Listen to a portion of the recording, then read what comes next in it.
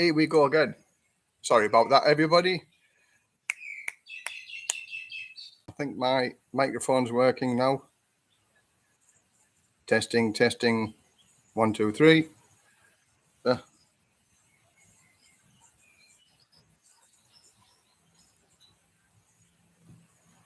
Okay, I'm just waiting for somebody to come online. In Thailand till I die. Hi, can you hear my voice now? Is everything okay? My microphone wasn't working, but hopefully give me a thumbs up if it's working. Loud and clear. Thank you very much, Mark in Thailand. Oh, I tried to be a technophobe and put it onto a schedule, start off at 4 o'clock, and like all good plans come together, and it didn't work. So just like a nuclear submarine, switch it off and switch it back on again, start all over again. So thank you everybody for coming back on the line, and here we go. A nice day here it is. It's not too cold, not too hot and sticky, a little bit overcast, but it's nice. Okie dokie. Okay, so what I'm going to do a couple of questions that people have sent on the pre-live stream, and then I'm going to go answer a couple of questions on the people that leave the messages on here. So we're going to start off with, do you need to be able to speak Thai living in Thailand? And the answer is 100% no. If you live in the touristy places, the chances are nearly everybody can speak a bit of English. So therefore, for those people who live in the remote villages, then I would say yes, you'd be better off trying to learn a little bit of Thai, because otherwise you're going to struggle. I've been to a couple of places that are very, very remote and there's no English people go, and I struggled to get food and I struggled to make myself understood. So it's not good. But living here in Rayong and like the Pattaya, the Bangkoks, all the main places, you won't struggle really speaking, not being able to speak Thai. And those people that come here with all good intentions, as I did, to be able to speak Thai, it is so difficult. I mean, just for instance, cow. Cow is white, it's rice. It's 5 different meanings depending on the tone of your voice as to how high it is, how low it is. So it is very, very difficult. But then again, I was never any good at learning languages. I lived in France for a while. I lived in Italy. I struggled with French, but Italian, I heard and I could speak a little bit of Italian far, far better than I can speak Thai. I speak little bits of words, the politeness, thank you, may I, excuse me. So if you can do that, the Thais are just grateful that you make the effort and you try a little bit. So that's the answer to that question. Do you need to learn Thai to come and live in Thailand? The answer is not really. So I'll cross that off my list so I don't do that one again. And another one. Do I think that Thai girls are adopting Western ways? Well, I'd say yes. I would say yes, they are adopting Western ways. For some reason, everybody wants to be like the West. And once the Thai girls get to know, and I think us Westerners are there to spoil it for other people as well, because we give them so much like what we would do in the Western world. We don't want them to work. We want them to be the housewife and things like that. So, and yeah, I would say they're becoming more westernized, the girls over here. But there's still a lot of, I would say the Thai girls over here are still more family orientated, which was fantastic to be, because family is number one here. And that's what I like about living over here, because the family is the number one. We are number 3 or number 4. We come lower than any of their members of the family. But I can live with that. I'm okay with that. So that's are the Thai girls adopting the Western ways, and I would say slowly but surely. So I'll take a question from anybody that wants to put a question in the comments. I will be in Thailand in December and in Bangkok at the end of December. How long will it take to get to where you live in Rayong? It's Rayong, not Rayon. From Bangkok, central Bangkok, it's about 3 hours to get to Rayong. That's one of the reasons why I like living in Rayong, because we're an hour and 20 minutes away from Pattaya.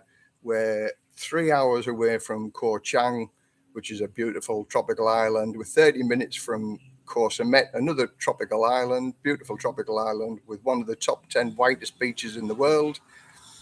And we're 2.5 hours away from Bangkok Airport. So as far as places to live, I think Rayong ticks the boxes. It's not really a big touristy location, so therefore the prices are very, very reasonable. Excuse me, itching my nose. We've got, because of the weather, there's little black flies all the time flying around.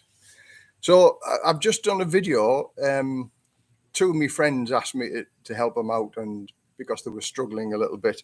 And the video shows you how cheap it is if you have a problem over here. My friend got his truck stuck in the mud, and I did the video and I asked people to guess how much it would cost to get them out of the mud.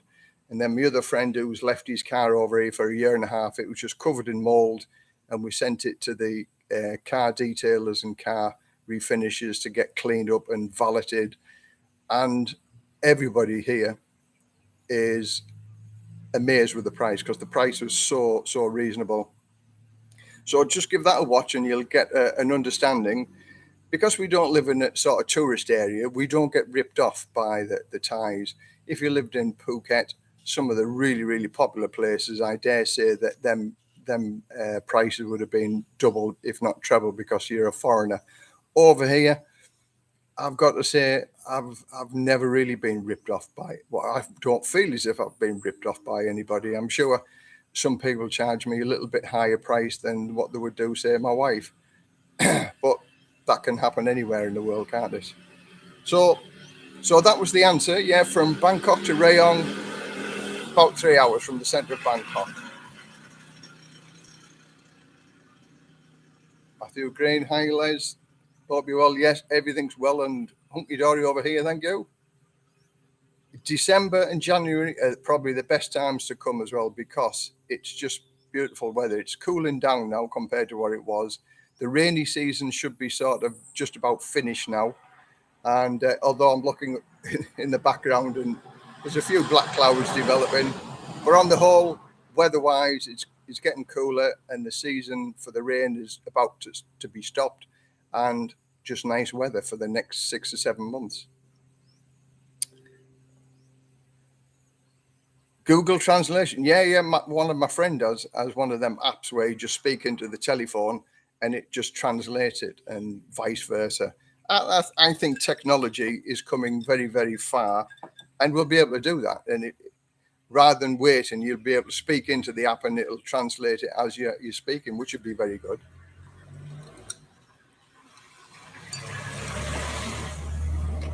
But I've got to say, my wife speaks almost perfect English. She understands about 80% of what's being said, and her pronunciation of the words are very good, because she's just picked it up, and she's trying to teach me Thai, and she says, my pronunciation of the words aren't very good. She said, I know what you're saying, but she said another Thai person wouldn't know what you're saying, so I've given up on that.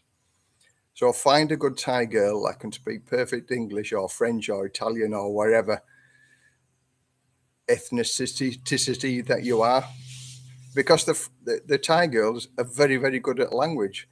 We've been to a few French clubs and a few German clubs where the Thai girlfriends are speaking fluent French and fluent German, and I'm thinking, wow, the Thai people are very good at languages. How's the diet going? Yeah, the diet is, like I said, the keto diet, it's going okay. Like I say, I use a 5 kilo buffer zone now. So 95 is my weight that I get down to. And if I go 5 kilos above, then I'll start back on the keto. I'm 99 kilos now. So under the kilo to go ish, and I'll go back on the keto again for a month. and that'll bring me back down to 95. 95 is, I'd like to get down to 90, but just lately we've had so many sort of temptations, and I love me food. I love me food. But being even 100 kilos, pardon me, is better than being 118 kilos. That was at my heaviest that I've ever been. So losing that 20 kilos is brilliant. But I'm still a big fan of the keto. And for those people who want to look at the ketos, I've actually going further into the keto because I've started my own website up now with the keto diet, ketoonline.org. It's got everything on there. It's got articles, it's got videos. My videos that inspired me are on there. And it has everything and anything to do with keto. So go and have a look at it, ketoonline.org, and buy something from there, and it helps this channel along as well. So I've got my fingers in a few little pies with regard to doing bits and pieces, but the keto, I'm a number one fan of the keto because I know it works, and you can drop 5 or 6 kilos within a month, no problem whatsoever. So that's my buffer zone, 95 to 100. I'd like to get down to 90 and use 90 to 95 as a buffer, but yeah, I'm okay with where I am. Question, what second-hand car would you recommend? Now, second-hand cars, basically, I would say the Honda is number one. Everybody says Honda, but they're expensive, and they're a little bit more expensive to maintain. Then the Toyota, and then like Nissan. So them are sort of the three favorites. And since coming here, I've had a Nissan now for 8 years. I've had 2 Nissans. I bought one second-hand, and I bought a brand new one. And me new one is coming up to 3 years old next month. And I've got to say, I'm more than happy with it. I really, really am happy with it. It goes forever. It's very, very cheap to run and maintain. It's got huge legroom in the back compared to some of the other cars. It's probably one of the cheapest cars out of them 3. Well, it is one of the cheaper cars out of them 3. But it gets you from A to B, and you can only do 90 kilometers normally anyway, and then 120 on the motorways. It's a 1.2 litre engine, but that's the old design. The new 1 litre Nissan, one of my friends has bought one of them, and we didn't know that came out, and they came out 2 weeks after we bought ours, and the new shape is beautiful, and that's a 1 litre 1 litre turbo, and it goes very, very well, and he's never had a complaint with it. It just goes beautiful. So if you're looking, this is one of the other questions that you mentioned about second-hand car. BP car rentals in Pattaya, they do a thing called rent to buy, and that's how I bought my first car, because I didn't, at the time, me and the girlfriend were going through a little bit of an argy-bargy, and I didn't want the girlfriend to have the car registered in her name. So if we got a loan, it would have had to be registered in her name. But this guy, he does a rent to buy system where even on a retirement visa, a foreigner can rent the car. Then once he's paid the last payment, the car becomes yours and it's in your name. So basically all you're doing is just renting it first. And if you like one of these cars, you just rent it for a week. And then after a week, if you're happy with it, you carry on buying it. And if you don't want it after that week and it's not what you want, then you paid the rental and you give them it back and try another car. You pay a little bit more interest for doing it that way. But the car that I bought was 280,000 baht. And bearing in mind, if I put it in the girlfriend's name and I paid the car I paid the finance off the car, it's still in her name. So that's if you want to safeguard the fact that the car is in your name. That's one of the ways to do it. BP car rentals in Pattaya. And he has about 120, 150 cars at any one time. And he's a decent guy, and I've recommended a few people to him. Okay. I have a question about banks. Banks. Okay. Banks in Thailand. Okay. The banks in Thailand. Okay. the banks in Thailand only actually insure up to 1 million baht now.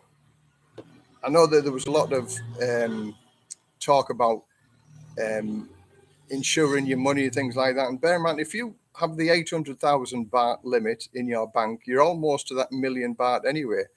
In England, they insure £85,000 of your savings.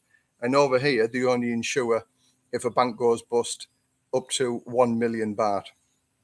So I always suggest to people, and again, it's the same with the visa things, rather than keeping your money over here in Thailand, keep it in your own country. At least you know you're better covered over there if something goes wrong. But that's my suggestion. It's up to people to sort of weigh all the risks up. But if you're going to invest, or if you're going to put some money into various banks here, split it amongst the 3 or 4 banks, 1 million baht in each bank.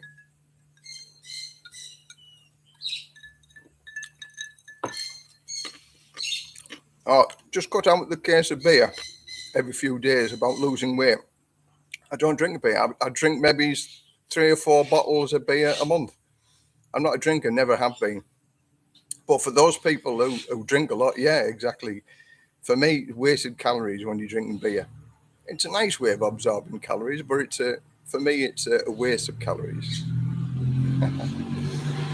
Down to 77 kilos, and it's paying, keeping fit and eating right. Well done, well done.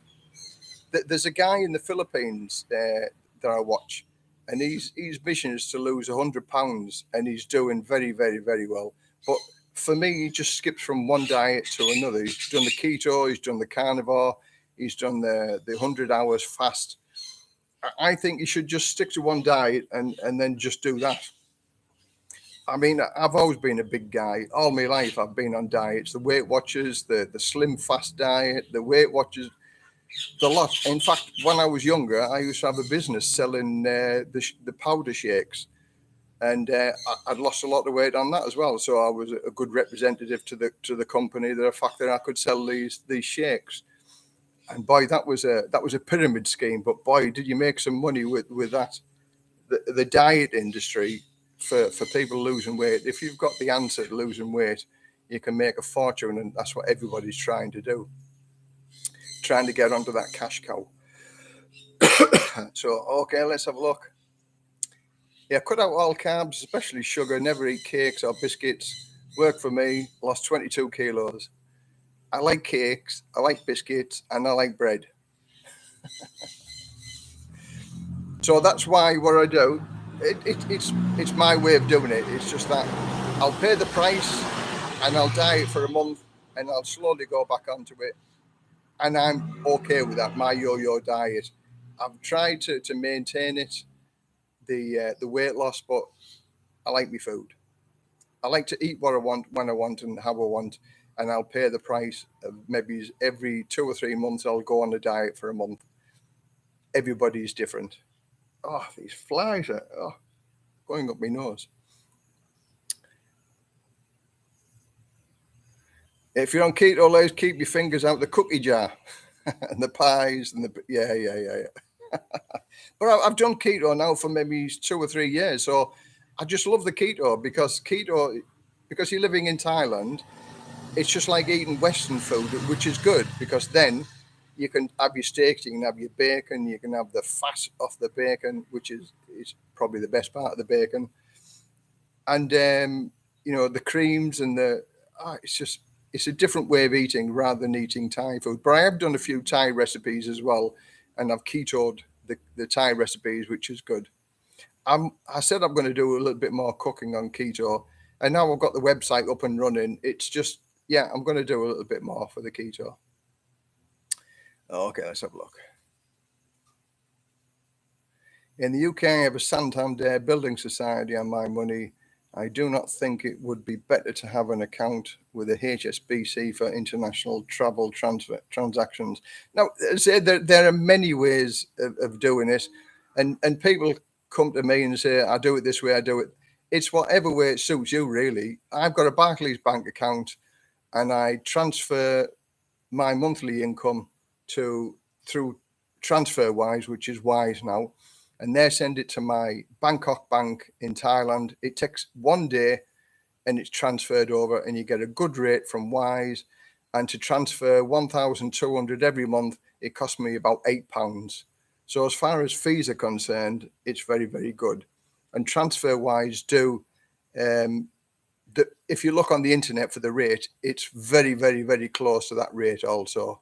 And obviously the rate at the minute, the pound sank like a lead balloon the other week. So it's up and down. So swings and roundabouts. It's still cheaper to live here than to live in the UK. So I'll take with the good, with the bad, and it averages itself out. So yeah, you can get a Wise credit, well, it's like a debit card where you preload it, and you can buy things in Thailand with that card as well. And I believe that they also pay for your ATM machine transactions, which can add up to quite a lot. It's 220 baht per transaction. So that's like a fiver if you want to draw some money out. I know with my Barclays account before, I could only draw £300 out. And when it got to 220 baht, I think, wow, that's an expensive way of getting money out. So, yeah, I would say for those people that want to transfer money over, TransferWise is fantastic. And for those people who want to use my recycle method, where because you don't live on 65,000 baht a month and you need to send some money back, D-Money is as good as TransferWise to sending money back to your home country and using the recycle method. So, okay, I shall go. Hang on, let's have a look. Should you switch keep on? Can we still apply with Cambodia at the Thai embassy for a 60-day Thai visa? I don't know. I don't know for that.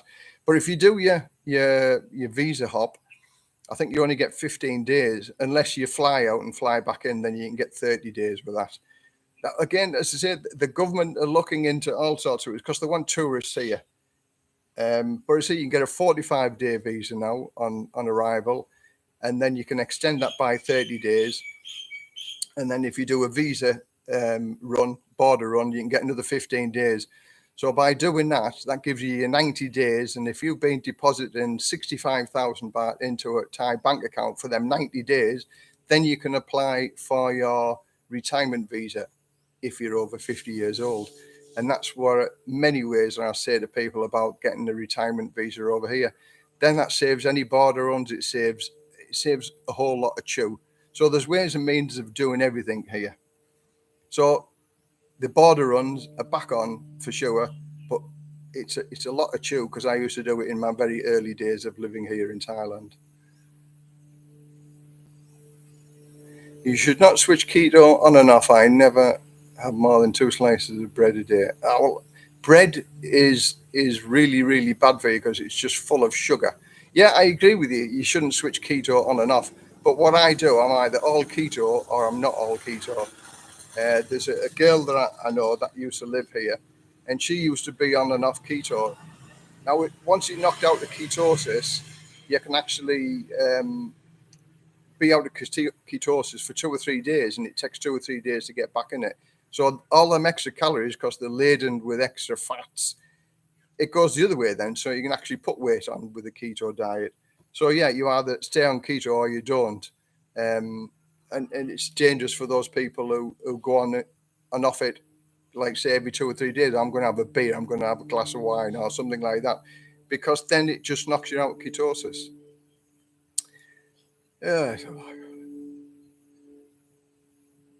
Morning, afternoon, and evening all. Good morning, good evening, good afternoon, wherever you are in the world. It's afternoon here. It is 4:29 p.m. Mick, unless I use Wise, they don't cover the 220 withdrawal. Oh, is that with a debit card though? So they don't. All right, because I got told by somebody who said that it did. All right, is it? I can only go by what other people tell me. Yeah, your direct deposit from overseas has to be looked upon as a foreign transfer. And sometimes what happens with TransferWise is that there's a little list that the reason for your sending money to Thailand, you have to scroll down. It's right at the bottom and say to maintain the reasons for staying in Thailand. But even then, what happens is that it can go to Kasikorn Bank, and then Kasikorn Bank will send it to the Bangkok Bank. And by doing that, that looks like it's a bank-to-bank transfer, so it's not a foreign transfer. So 2 years ago, when that one time it happened to me at immigration, and they said, no, you need to go and get a letter from Kasikorn Bank to say that they received the money from your foreign transfer, and that was they were going to charge me 500 baht. And all I did is just print out the receipt from TransferWise, and the immigration accepted that because it showed that it went to the Bangkok Bank via Kasikorn Bank, and that was free. Whereas Kasikorn Bank were going to charge me 500 baht for one letter to say, yes, we received the money and we send it off to the Bangkok Bank. So TransferWise is very, very good. Mr. Mitch, good afternoon. Okay, back onto one of the other questions here. Now, I was asked, one of the questions was how close I am to a hospital and how long does it take to get an ambulance here? I live about 45 minutes away from the local hospital. To get an ambulance here, oh yeah, I've got a couple of stories about that. My girlfriend, she took ill and we had to call an ambulance out to take her into hospital. And a guy turned up on a motorbike with his blue lights flashing. And because I'm from the UK, and I'm thinking, oh, paramedic, like first assistance. No, I was wrong. He was the guy who turned up to see whether we've got insurance before he calls the ambulance. And once I assured him we had insurance and I showed him the card, then he called the ambulance. So the long and the short of it was an hour before the ambulance came. And then the ambulance was just a truck. And my girlfriend was put in the back of the truck, outside the vehicle, not inside, on the back of the truck with a duvet around her, to the 45 minutes to the hospital. And then before we even got into the hospital, the administrator came out, looked at our card, made the phone call. 15 minutes later, and then we were admitted into the hospital. So it's not like the UK hospital where you just get through the doors and they're luck at you. Every step they make sure that you can pay for your medical treatment. And I mean, at the minute, some of the stories haven't waited 15 hours for an ambulance in the UK for medical treatment. And then sometimes it might be a 3 or 4 hour wait in the ambulance at the hospital because they haven't got enough beds. So 45 minutes, you will get in to see a doctor here very, very quickly. My friend who's had a couple of visits to the hospital, 4.5 hours, no, maybe it's 4 hours it was. And he was, from the minute he walked into the hospital to the minute he walked out, he'd seen 3 doctors, had 2 scans, and he got his results all on the same day for 4,500 baht. And that's when he had a CT scan as well to diagnose that he had dementia. And then he got diagnosed with tuberculosis just a few weeks or so ago. And that was 2.5 hours in total. Then he was diagnosed with tuberculosis. And then 2 or 3 days later, he got admitted to the hospital. And he was in the hospital for 5 days, and that cost him 54,000 baht, including his medication for a month when he came out. So I would say if you've got the money for treatment here, the public hospitals are brilliant. So don't be afraid that you live a long way from the hospitals here, because the public hospitals, in my mind, are just as good as the private ones where you'd pay twice, 3, maybe 4 times the cost for the same treatment. Yeah. Thank you. Make sure your name and all accounts and passport are exactly the same. Yep. Hello, Les. Moving in 2024 to Pathum from the UK. Anything you shouldn't forget? Oh, right. Well, I'm going to do a video. I've been asked by several people to do a video on and do a list of things that you should look into and what you should do and what you shouldn't do. So watch out for that video. I could turn around and say there's a whole list of things that you need and you don't need for coming over here. But 2024, couple or so years away. It'll soon pass, and then you'll be here. It turns out I need an operation hernia. The cost at Bangkok Hospital will be 800,000 baht, all in, including 2 nights hospital. Or 80,000 baht. Oh yeah, that's very reasonable price. Transfer Halifax clear credit card. Yep. Again, the Halifax Bank, as I said, that there are many different ways to transfer your money over here. I found the transfer wise. I've done a few different ways, and I find for me that suits me. I know where I am. I've been doing the same thing every month, so I'm sort of routine. I know how it's going to go. So anyway, another question. I'll just the hospital. Right, social education, new ways, new generation. A bit of a tricky question, really, for me, that, because, yeah, the Thais are getting more educated, and the simple life over here is still a simple life over here. Certainly in the villages, there are people as not as well educated as the people in the cities. But I've always found, even in England, the normal working class, everyday people are the salt of the earth. They're the nice people. And it's only the upper class and the elite. And we can all see what's going on now in the UK. Boris Johnson is going to throw his hat in the ring again to be Prime Minister. Now, who in the world would have expected Boris Johnson to throw his hat in the ring again? Has everybody forgot the catastrophe that he did, a lying, cheating, manipulative person that he was? That's just a few nice words. But I find the elite people are not very nice at all. They trod on the normal working everyday people. And in some ways, it's a little bit like that in Thailand as well, because there is a class system in Thailand. The fact that the more brown you are, the whiter the Thai people. The Thai people have whitening cream. They want to be white because they view white skin as being successful, and you're not working in the farm. So if the more browner you are, the more people look down upon you because they think, oh, you're a farmer, you have to work in the fields. So therefore you're a social class well below us. And it's a big thing, whitening cream over here to make your skin go white, because that's viewed as being successful. And in reality, does it really matter? But to the Thais, yes, it does. All right. Okay, that's that one.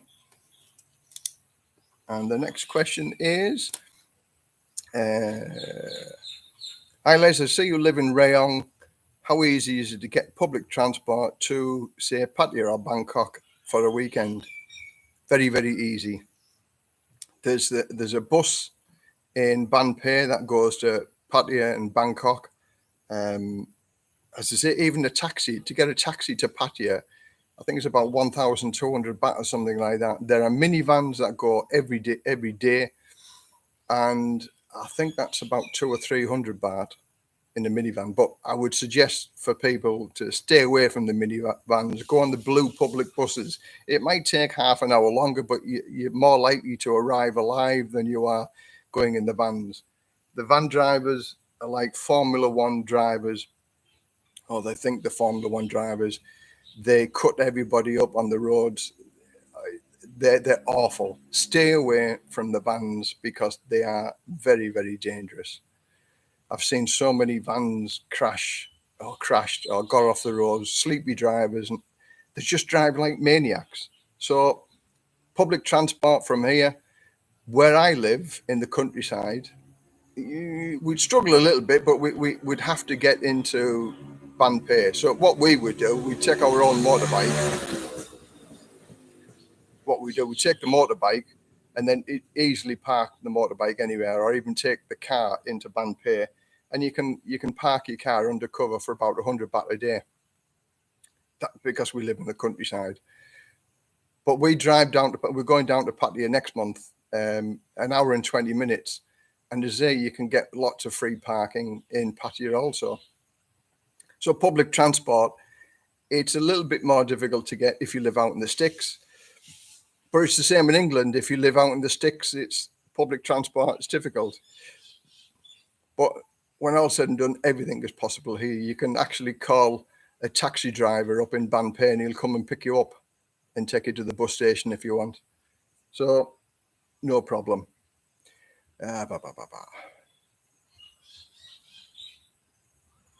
Would you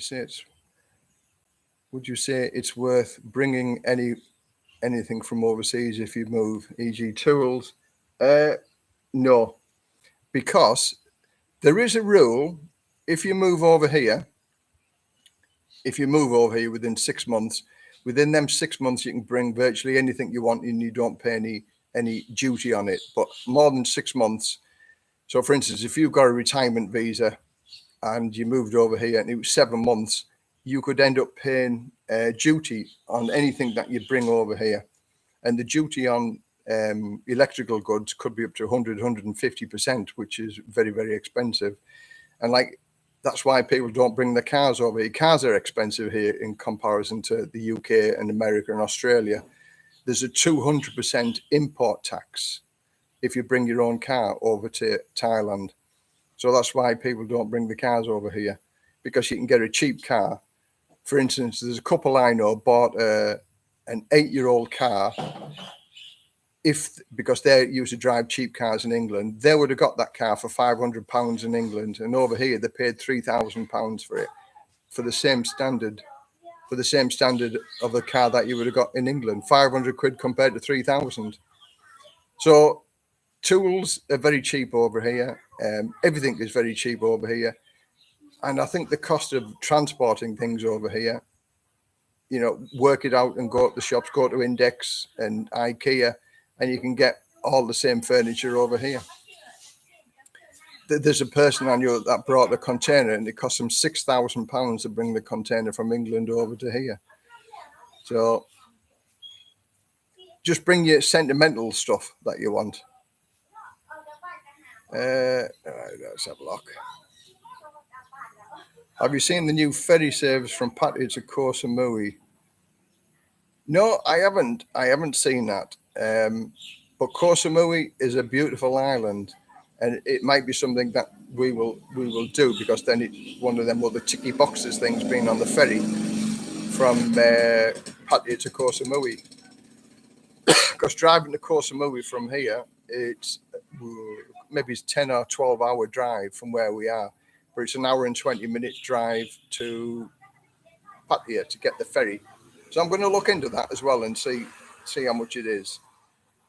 But thanks for the info. I'll Ride for Kicks, I think he's just been on the ferry, and he said it was brilliant.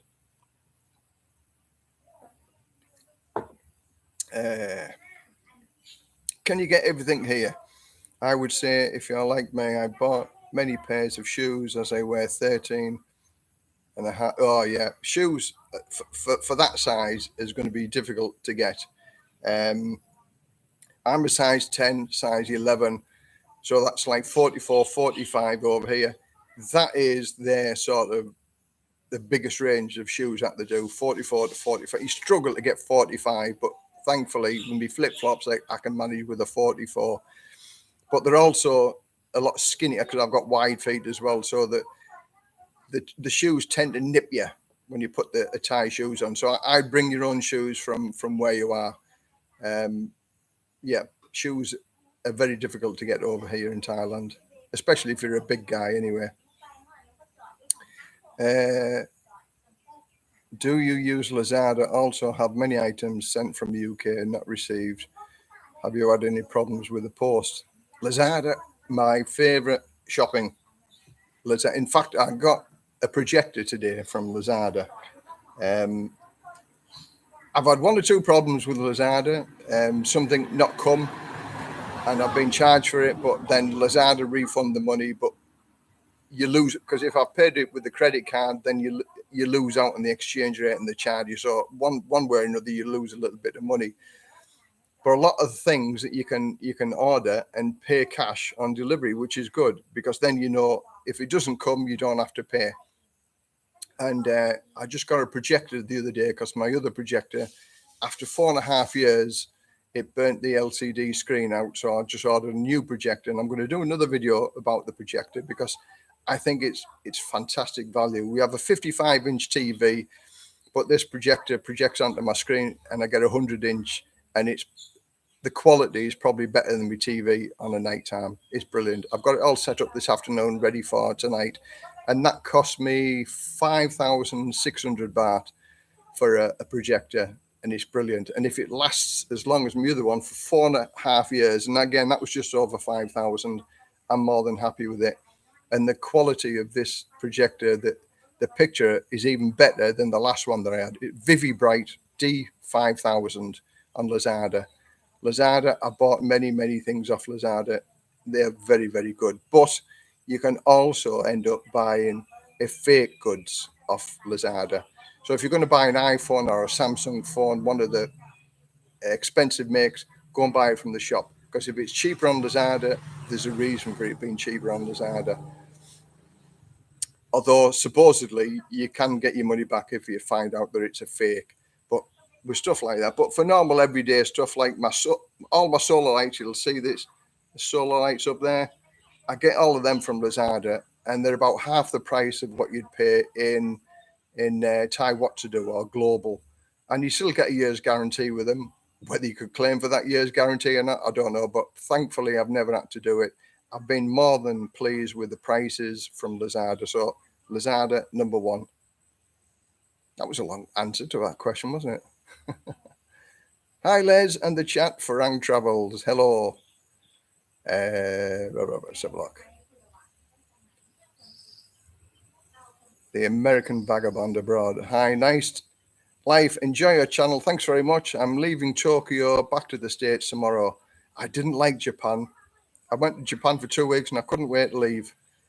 I didn't like the food, the people. It's so strange sitting back because I didn't like the Japanese food. Sitting in McDonald's and Burger King. I lived on Burger King and McDonald's and KFC for the 2 weeks I was in Tokyo. Tokyo, very, very beautiful city, very, very clean. But all the people working with the laptops and computers at 10 o'clock in the evening, McDonald's and Burger Kings. Crazy. Okay. Okay, here we got another question. Can you buy, this is sort of, I covered this a little bit earlier on. Can you buy a car with a tourist visa whilst you're waiting for the O visa?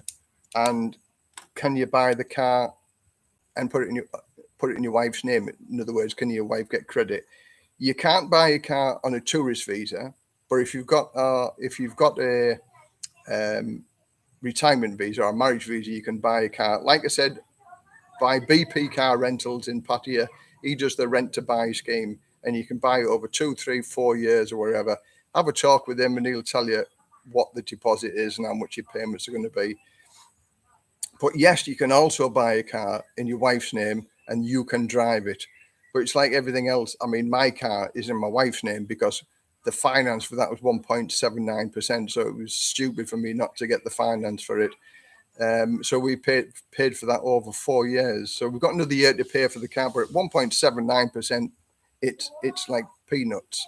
So why spend your money to buy the car cash outright when you 1.79% APR? Yeah, and insurance for the car.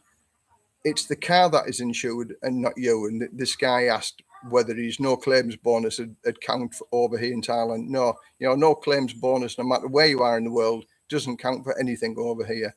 It's the car that's insured, not the driver. And basically, you can have as many drivers as you want named on the policy. And even if you don't have the name on the policy, there's an excess limit. Like with mine, because there's only me that drives the car. My wife can't drive the car. So there's only me named on the policy. And I've got a 5,000 baht excess. And if for some reason somebody else drives the car and has an accident, even though they're not a named driver, as long as they've got a license, then I have to pay 8,000 baht excess. So it's another 3,000 baht if somebody has a bump in it, which is next to nothing. So insurance over here, my insurance is due next month.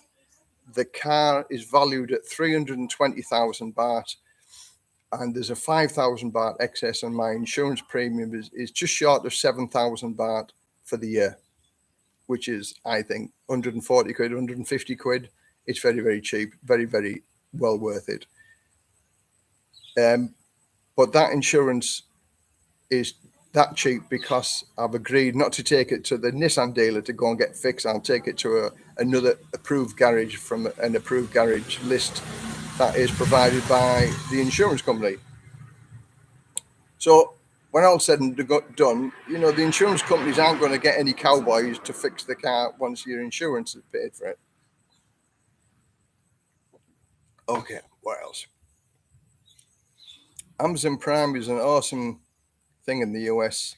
Same day, 1 day delivery. And yeah, there's the Shopee as well. Shopee over here, you can get Shopee, but Lazada, I've never had any.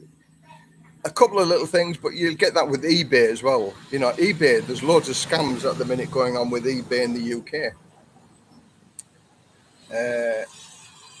Can you take out a year's rental on a condo before you get retirement visa?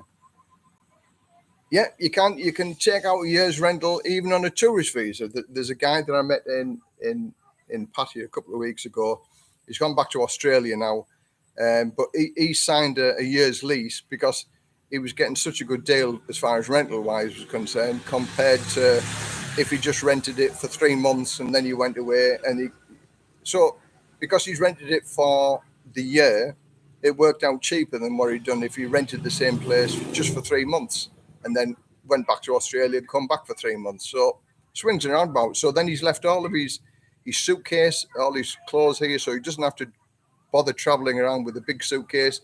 He has a backpack full of clothes, and that's all he's got. So as far as easy travel's concerned, all his clothes are over here. So swings and roundabouts. You can get any deal now, and I think there's good deals to be had with Patti because there's supply and demand. There's too much supply and not enough demand. Let's have a look. In Thailand till I die. Cheers for answering my car question. Okay, good. Same with me. I've no plans on going back to England. I don't want to go back to England. I'll cross it off my list, the car one, so I don't mention it again. I don't want to go back to England. You can see that view over there. If I curl my toes up sat on that sofa looking at that, then I'm over the moon because I live in a beautiful location. I couldn't match this for anything at all in the UK. So therefore, I'm happy living here and everything's hunky-dory. Life is what you make it, no matter where you are in the world. And for those people with all this credit crunch that's going on and the rising energy bills, I got my electricity bill this morning, 587 baht for my electricity bill for a month, which is about 13, 14 pounds for the month. My water bill was 40 baht, a pound for a month. So them two items alone, you know, it's just crazy. It's just the inflation rate at the minute in Thailand is about 4.5%, 5% in comparison to 10 or 11% in the UK and America. Everywhere's gone crazy with this war that's going on in Ukraine.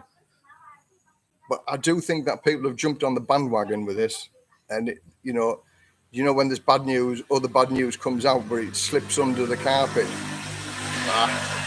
I'm glad I live where I live, and I would suggest to anybody else, go and hang your hammock up somewhere else in the world. Do you remember years and years and years ago, there used to be all the programs, live in Cyprus for 6 weeks over the winter months, you know, live in Spain for 4 or 5 months during the winter period because it's cheaper than living in England. that comes true even more now. But don't go live in Spain or Cyprus, because they're suffering with the exchange rate and the interest rates going up. Move further afield, Thailand, Vietnam. You live for half the price of what you could live for in Europe. Look further afield, have a look, see. I mean, if you're paying £500 or £600 a month extra on your mortgage, wow, that's just going to suck all your extra money up, and then all the extra electricity bills that you're going to be paying as well, gas bills. Have a look, even if you leave your country for 3 or 4 months of the year. So, okay, next question. Driving license. Can you get a driver's license on a tourist visa? Yes and no. If you pay the right people, you can get a license. And to get a license in Pattaya is about 5,500 baht to get a license whilst you're on a tourist visa. But there's no need to get a license. Just bring a what the hell they call it now? International driver's license. You can get one of them from your home country. That'll cover you up to a year over here. And as long as you've got an international driver's license, you don't need a Thai license over here, because that international driver's license will cover you. So, but it's easy enough to get a Thai license once you've got your retirement visa.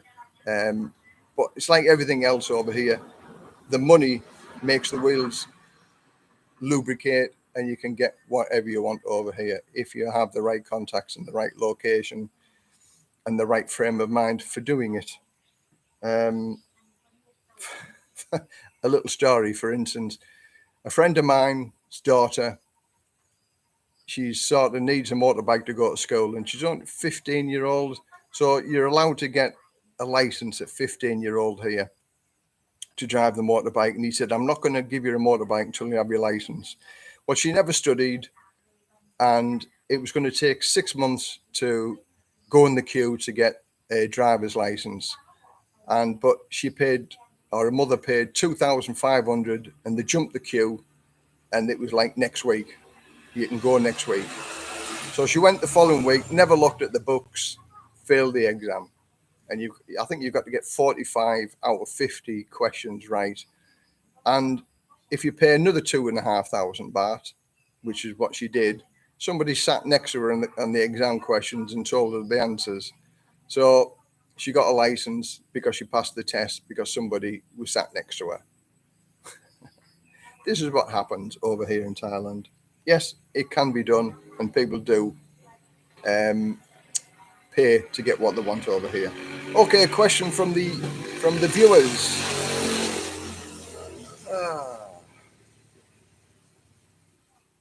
Right, the American Vagabond. Yes, I've been here for about a week, and that's enough. My preference is Thailand and the Philippines. Now, there's a guy that I follow in the Philippines, Old Dog New Tricks, and he's in Thailand now. He's in Phuket, and he's an interesting guy, but he's living over here now, and because he's come for some medical treatment, and the chew-on that he had to get his Filipino girlfriend over here was horrendous. Immigration, interviews, checked that she had money in the account. Basically, they just want to make sure that she was going to go back to the Philippines. But you can have that problem with your Thai partner also, taking them abroad, because the Thai immigration interview them. They want to make sure that they're going to come back to Thailand. So that can cause a lot of problems. And that's where the agents come in handy, because the agents can sort things out like that. It'll cost you, for instance, I think the going rate is about 30,000 baht to take them to Australia or the UK if you want to take your girlfriend there. So that's a lot of money, 30,000 baht. Then there's a flight ticket. Then there's the cost of your hotels and taking them and showing them the places around England. I'd sooner spend 30,000 baht and go to Vietnam, go to countries around here. Many people have asked me whether I want to take my wife back to England. And I said, why do I want to take her back to England? To show her the place that I wanted to leave. And it's be very, very expensive to go around London, go around Manchester, go around Birmingham, go around Edinburgh. at least £100 a night in a hotel. I'd sooner spend half or even a quarter of that amount of money and have a good holiday in Vietnam, which is my top destination location. Is Vietnam. It's a beautiful place. Right. Question, Les. Have you ever been to Laos? No, never been to Laos. Never really fancied it.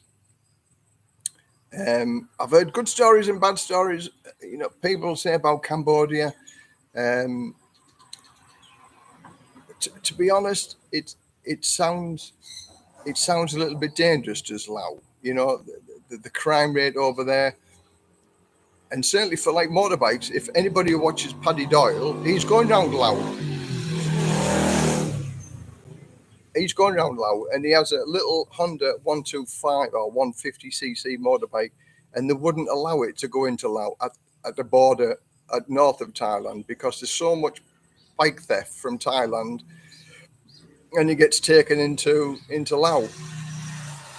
So it's the infrastructure. Again, I can't really comment about what it's like in Laos because I've never been, but it's just never really been on my list of places to go. Cambodia was on my list, and then now with Sanukville, it used to be a backpacker's place, but now there's planning permission, I think, for another 60 or 70 Chinese casinos, and the violence and the corruption that's going on and the murders going on in Sanukville because of money with the casinos. Do I want to go to places like that? No, I don't. So there's Siam Reap and Sanukville. Them the two main places that people talk about, and I've sort of got no wish or intentions to go there, so I can't really answer that. With Laos, I think do your research and have a look at it, and is it worth it? Let me know. If you go, let me know how you got on.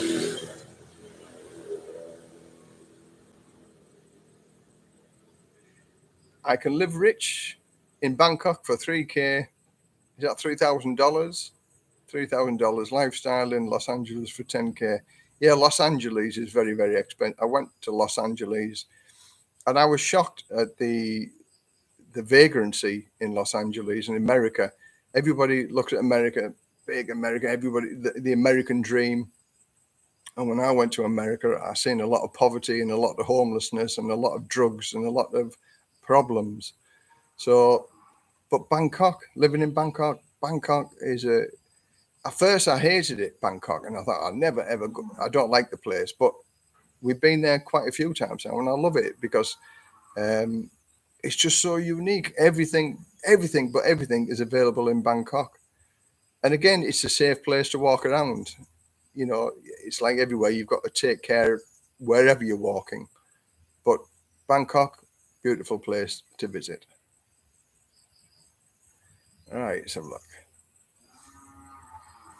Yeah, it's a costly nightmare taking your wife back to the UK. Yeah, Paul, old dog and new tricks. Yeah, Mr. Mitch.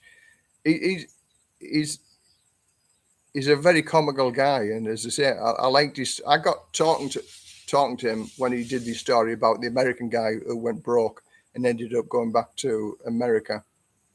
Now, again, there was a lot of support for that guy, and I'm sure there's a lot of support for any people like that make mistakes over here. People lose everything over here, and they struggle to get back to England. Right. Thai time question. Can you get married to a Thai on a 45-day visa exemption? Yep, you can get married to a Thai person anytime. You know, doesn't matter what visa you're on, you can get married to a Thai person. And once you get married to a Thai person, then you can apply for a marriage visa. So then you just transfer it over from your 45-day tourist visa to a Thai marriage visa. But I think you need to know the person a little bit more than the 45 days to get married, because marriage is a big, big commitment over here. And it's not something that you easily should get into. As people fall in love with Thai girls over here all the time, they are beautiful. They're so nice, and everybody can fall in love with the Thai girls over here. but you have to be absolutely 100% sure, in my mind, before you married somebody. But that's my view on it. Love is blind sometimes. Jason, I can't stand expats moaning all the time about Thai driving. We know they are not the best in the world. Just get on with it and more. Exactly, 100%. It's Thailand. That's all I've got with anything over here. Moaning and groaning about Thailand. If you don't like it, go back home to your home country. Because at the end of the day, Thai life is Thai life. The law says you've got to wear a helmet. How many people don't wear it? The cost of not wearing a helmet is going up to double, I think, 2,000 baht now. They have 3 months to sort of implement the rules. Drink driving is against the law, but people do it over here. There are many things. Undertaking on a car is illegal. You're supposed to overtake on the right-hand side over here. People undertake it, overtake it. You've just got to keep your eyes in the mirrors all the time and just expect everything. You know, I drive defensively because I used to drive fire engines back in the UK, and I drove fire engines for 20 odd years. So I was taught how to be a defensive driver, and my eyes are in the mirrors like that all the time, every time. So I'm always looking in the mirrors. So, and that's what you've got to do over here. It's a different way of driving, and road rage is very, very little over here. How many time people push in and queue jump and, you know, go down the inside just so they can get into the queue a little bit quicker? Just take it, just let it go over your head and just get on with it. But other people moan and groan about everything over it. I stay away from negative people. If people start moaning and groaning, I'll keep away from them. I walk away from them and ignore them, because it is Thailand. And everybody falls into that same trap when they first move over here. Oh, in England we'd do this, in England we'd do that, and in England we'd do the other. And my Thai girlfriends have said, Les, you don't live in England anymore, you live in Thailand. And it's the Thai ways are totally different to the English ways. So you just get used to it. I still love living here with its faults. In fact, there are more good points than bad points about living here in Thailand. Now in Loud channels is very good channel. I was now about 10 years ago. It's lovely, felt very safe. Oh well, as I said, I can't answer that one because I've never looked at people or vloggers in Laos, and go for it. McIntyre, I can't stand expats that mourn, period. Yeah. I've met a few doing this. As you can imagine, I've met quite a few people and talked to quite a few people. And with the people who mourn up and groan about it, I just tell them that, because I tell them how it is. And sometimes I can be a little bit too blunt. And, you know, if you're going to mourn and groan, just get on with it and leave me alone. Yeah, I think Old Dog is glad to be done with the John charity project. Yeah, he sort of, I'm sure he got absolutely slaughtered with the bad comments about John, and he's all that. John couldn't see the wood through the trees. You know, he believed in everything was going to be great. In reality, it wasn't. And he just had a false vision of what life should be like, and it wasn't. And as far as being mismatched concerned, with him and his wife or his girlfriend fighting all the time, it's never ever going to work. And I think he has to go back to America for 2 or 3 years before he gets his Social Security pension. And then when he comes back, they'll just suck him dry with all of that money, and then he'll be worse than the dog again. I think he should just move on. I know he loves his kids and things like that, but it's a mistake, and it's a bad mistake in my eyes, and I think he should move on. Ah, yes.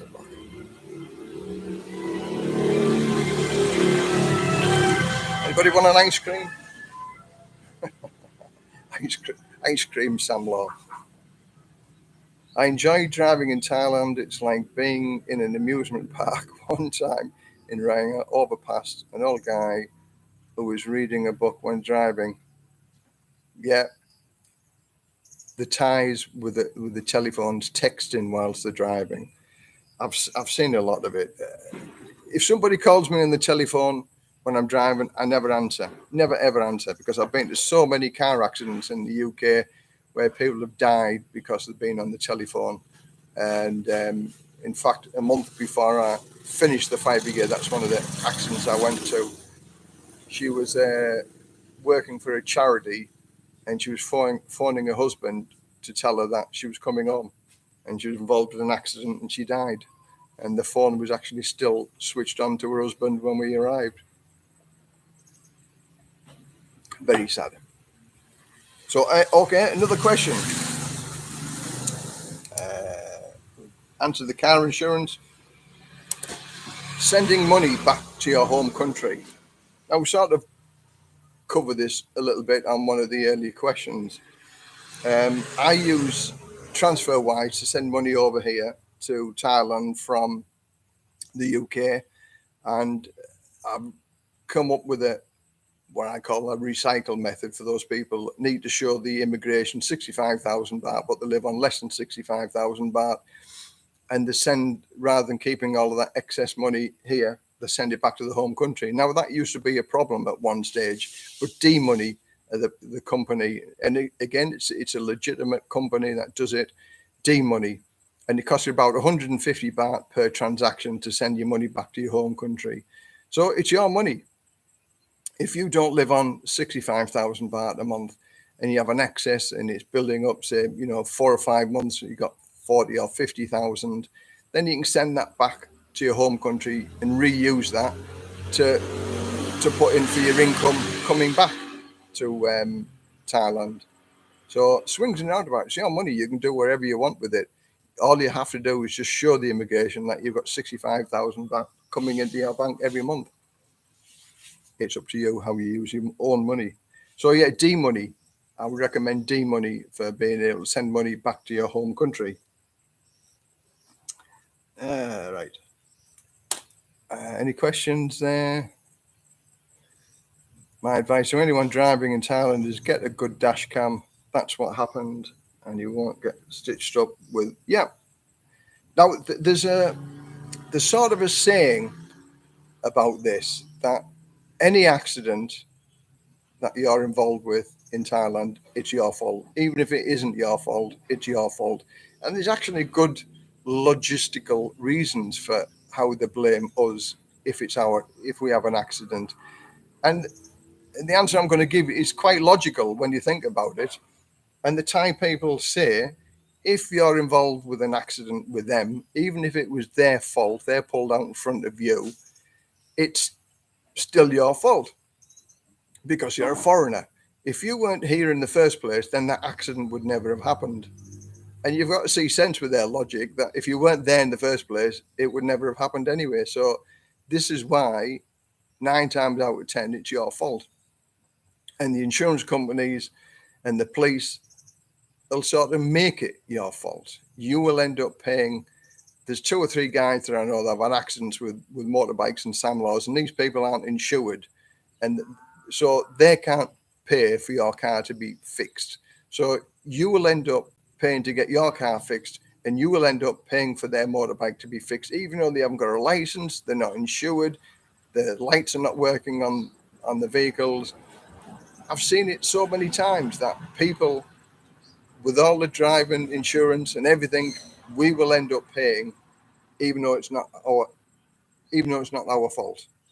So it's just one of them things. It's not expensive. If that happens, just use it. But yeah, I agree with 100%, a dash cam. And you can get 10% off your insurance if you use a dash cam. I haven't got one yet, but it's one of them things. Because for the 10%, my insurance is about 7,000 baht. So you get 10% off that, which is 700 baht. And a good dash cam is about 1,000, 1,200 baht for them to fit it as well. So in some ways, it makes sense to buy a dash cam. And then when you get stopped by the police for speeding and that, then you can actually show them the dash cam, no, I wasn't speeding, when they say you are. If you've got a dash cam, they're less likely to try and fleece you for a fine for their tea money, because you've got video evidence. So it does make sense. And I think I'll buy myself one for Christmas. There you go. That's my Christmas present, a dash cam for myself. Thank you, Don C. I shall get a dash cam. Anyone know if it's possible to get a live PGA? Oh, I've no idea. I'm not a sporty type of person. I don't watch football. I don't watch it. But I think anything's possible over here. If you have one of the TV boxes or the Fire Sticks and things like that, you can get what you want over here. And having I have Netflix over here, but because I've got a VPN, I can watch Netflix in America, I can watch it in Australia, and you get different movies and different programs and different documentaries in these countries. Just change over your VPN. Now they're about $2 or $3 a month for a VPN, which protects your info and that as well. So I would say to anybody, get a VPN over here. It's worth every penny. $2 or $3 a month. Okay, another question. Let's have a look. Expat forums talking. Black flies, because it's getting a little bit darker now, so there's even more out. Expat forums, yeah, they're there, but they're full of the keyboard warriors, and I've seen some people. I used to comment myself on Thai Visa when I think it's called a different name now, but Thai Visa. I used to comment on the programs, and because I made a few suggestions about my Thai visas, I think outside of the box, and I've helped many people sort of circumnavigate the system, if you like. And there's a lot of people got angry with me for making these suggestions, but all my suggestions on the visas are 100% legal. I don't bend the law over here. I flex it a little bit, and it's a play on words, but it's certainly no more illegal than having an agent put 800,000 baht in your bank account for 30 minutes and then they're taking it back out again. So am I doing anything illegal? No, I'm not. I'm just using plain words for various things. But yeah, I've been slated by the keyboard warriors on Thai Visa, so I never make any comments now on Thai Visa.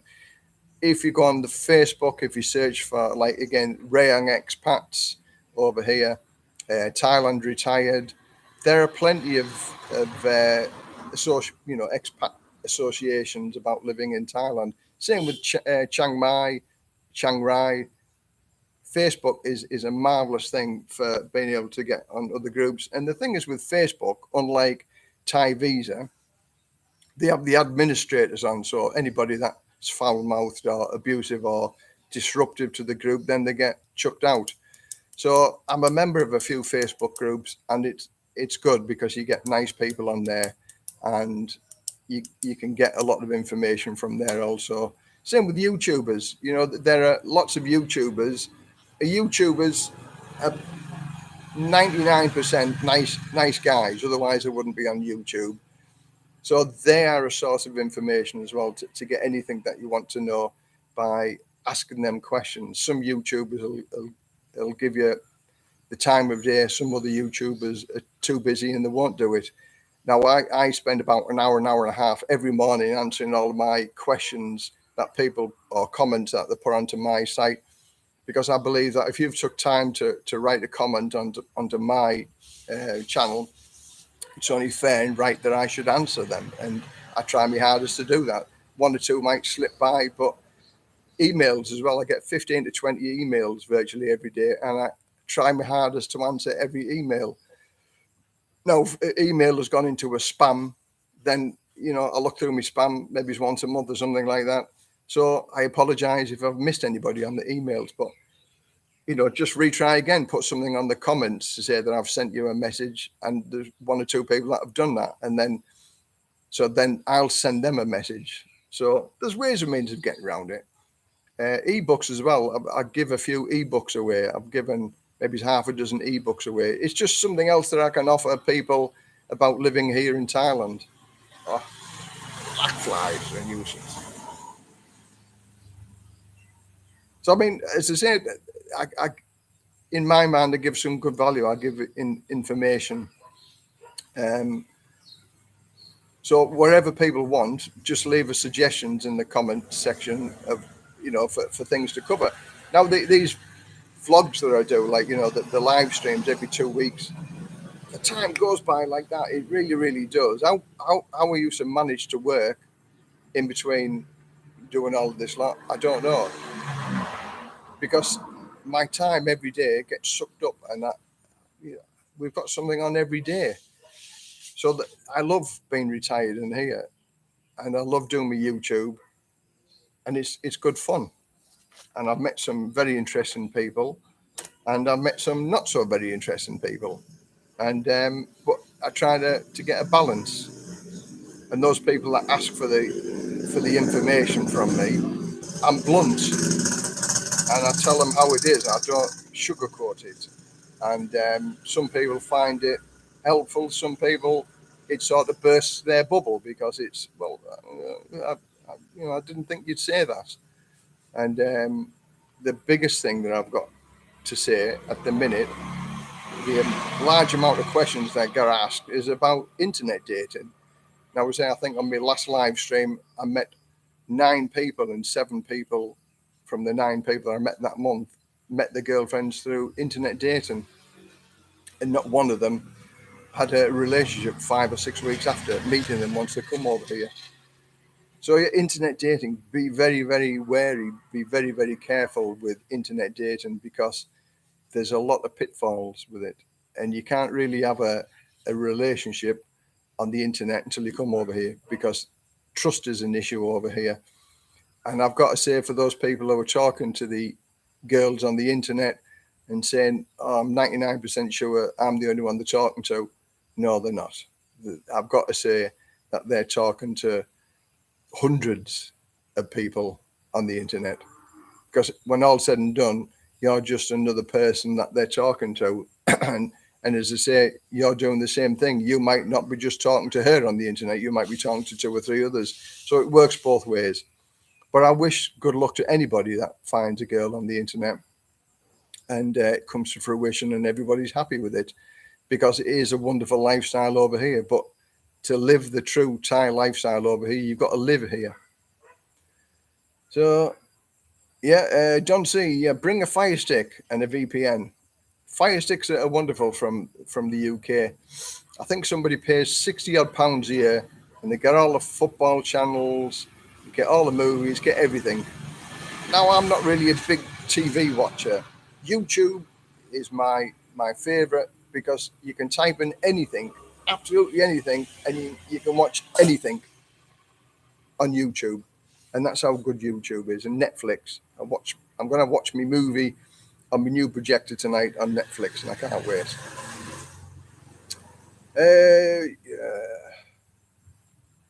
IPTV for 3,000 baht a year. All the TV you can shake a stick at. Yep. Now, years ago, I used to do the TV boxes. I used to tune them in and get all the codes and things like that. So I had a little bit of a side hustle, if you like, with TV boxes. And but they sort of died the death because the codes kept changing all the time, and it was very difficult. And the phone was, Les, me box has gone off. So okay, I'll go around and sort it out. So the Android boxes have sort of died a death. And then the government stepped in and said about the TV boxes, if you used to get them what's called fully loaded over here, you could buy a TV box which was fully loaded. It had all the movies on, everything that you could ask for, and they were about 4,000 or 5,000 baht with everything on it. But even in Thailand now, because of the piracy laws, they've been stopped, and you can't buy a fully loaded box anymore. You can buy a box, an Android box. I've got 3 or 4 Android boxes that I play around with, and mine's the Jimmy XE, something like that, some Chinese make, and it's brilliant because it shows the Netflix in 4K. Xiaomi, I think it is. That's what it's called. But that and the Roku and the Nvidia Shield, they've got the licenses from Netflix to be able to show the good movies. So therefore, it is so there it is to be able to watch the good quality movies on there. Hang on, let me have a read of this.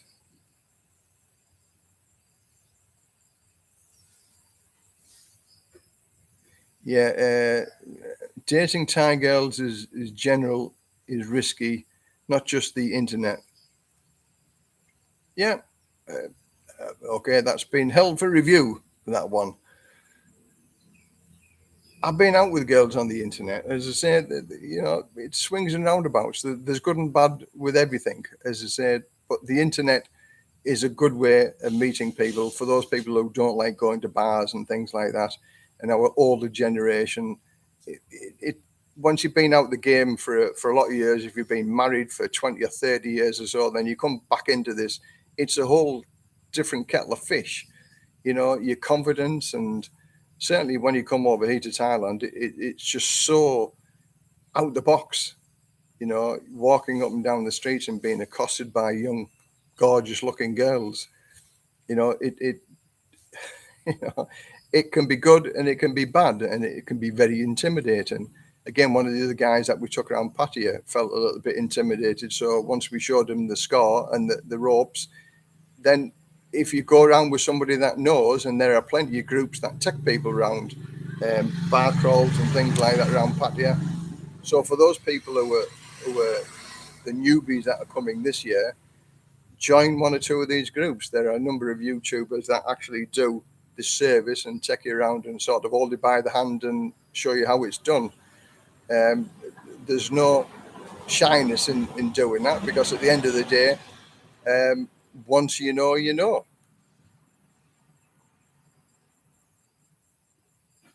Kodi is a great app for Android, and that was sort of the Kodi was the operating system. Then you had to download various things, and I had some really good movies. Like a week after the movies had been released, I could watch a movie on Kodi. And then as it just all became more difficult to download them, and there was always people stopping it, and these groups were changing the system. So I just gave up in the end, because the phone was red hot. Les, it's not working. Can you do this? Can you do that? So I was forever trying to go around people's houses and fix the boxes.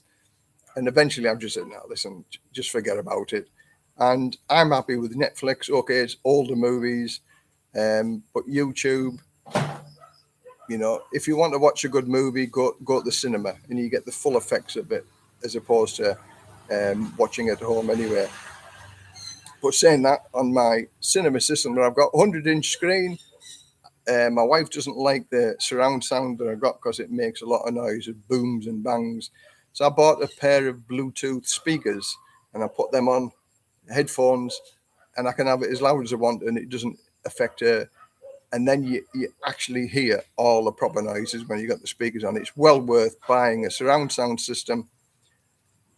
But if your wife doesn't like it because it makes too much noise, buying a pair of headphones, good quality headphones, and watching a movie on a 100-inch screen, it's a total different experience. Beautiful. Right. Does it take a while for your digestion system to adapt to Thailand? Delhi belly. Yeah, it can do. Yeah. It's like when you have any different types of food, your system, like over here, there's lots of chili and it's very hot. So there's people. I mean, I quite like the hot chili, spicy type of meals. In fact, I can eat more spices and hotter meals than my wife can. She's very, very mild with her food. But we've been to some, and it sort of blows your head off. And for me, that's not enjoyable, because there's no taste in it. It's just pain eating this food that's so hot. It was the same with India. When I went to India for 2 weeks, their Indian food was beautiful. But wow, some of the food that you ate just blew your head off. I'm considering selling my 75-inch and going to an LED projector. You mentioned yours. What was it? I'll have a butcher's on Lazada. Okay, the 75-inch screen TV, I'd still like a 75-inch screen TV because a TV you can watch during the day. Now, an LCD projector, it's only cheap, 5,600 baht. It's not very good during the day. The picture quality isn't very good. It's watchable, but it's like all washed out. And where it comes into its own, it's on an evening time because the colours are better than my 55-inch TV. So that's why, pardon me, that's why I like watching a movie time. I've got a 100-inch electric screen, so the screen just rolls down. It's just folded up by the press of a button. And I think that was 2,500 baht. And then the LCD projector was 5,600. So for less than 10,000 baht, you get a 100-inch viewing screen. And although this is a cheap projector, it's got stereo speakers on it. And I've got to say the speakers are very, very good. You get good quality sound out of it. So the model is, have a look, from Lazada, is a Vivi Bright D5000. Now that was 5,000, I think maybe 5,800, something like that. But you can also buy for another 1,000 baht, you can get the Vivi Bright D5000 with the Android device built into it as well. So you get your Netflix, you get your YouTube already built into it. But because I have the Shimoni box anyway, I thought it was pointless spending another 1,000 baht on something that I already have. So, and the picture quality, I've got to say, is brilliant for such a cheap projector. And you get a year's guarantee with it. And as I said, the last one, which was the Vivi Bright make, and I think quality-wise, it's not the best, but it's adequate. It works. I've got it ceiling mounted, so it just projects onto the screen on the wall, and it's brilliant. It's worth every single penny in my view. So Vivi Bright D5000 from Lazada, about 5,800 baht,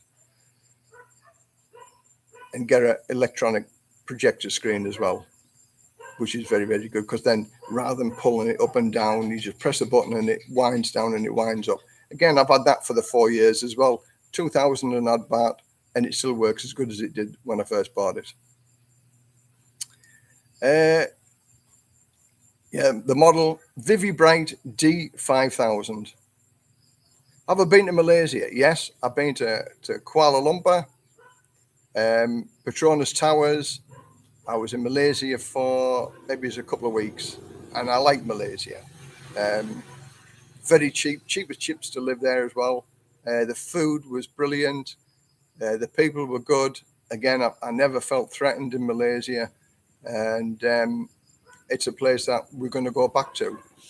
We caught the train when I did my round the world trip. We caught the train from Singapore through Malaysia and then into Thailand. So the train journey was brilliant as well. It was really, really well worth it. With the sleeper train, which was good, and they brought the meals around. You can have your drinks, and then they made the beds up on the evening time. It's just a magical feeling. Very, very good.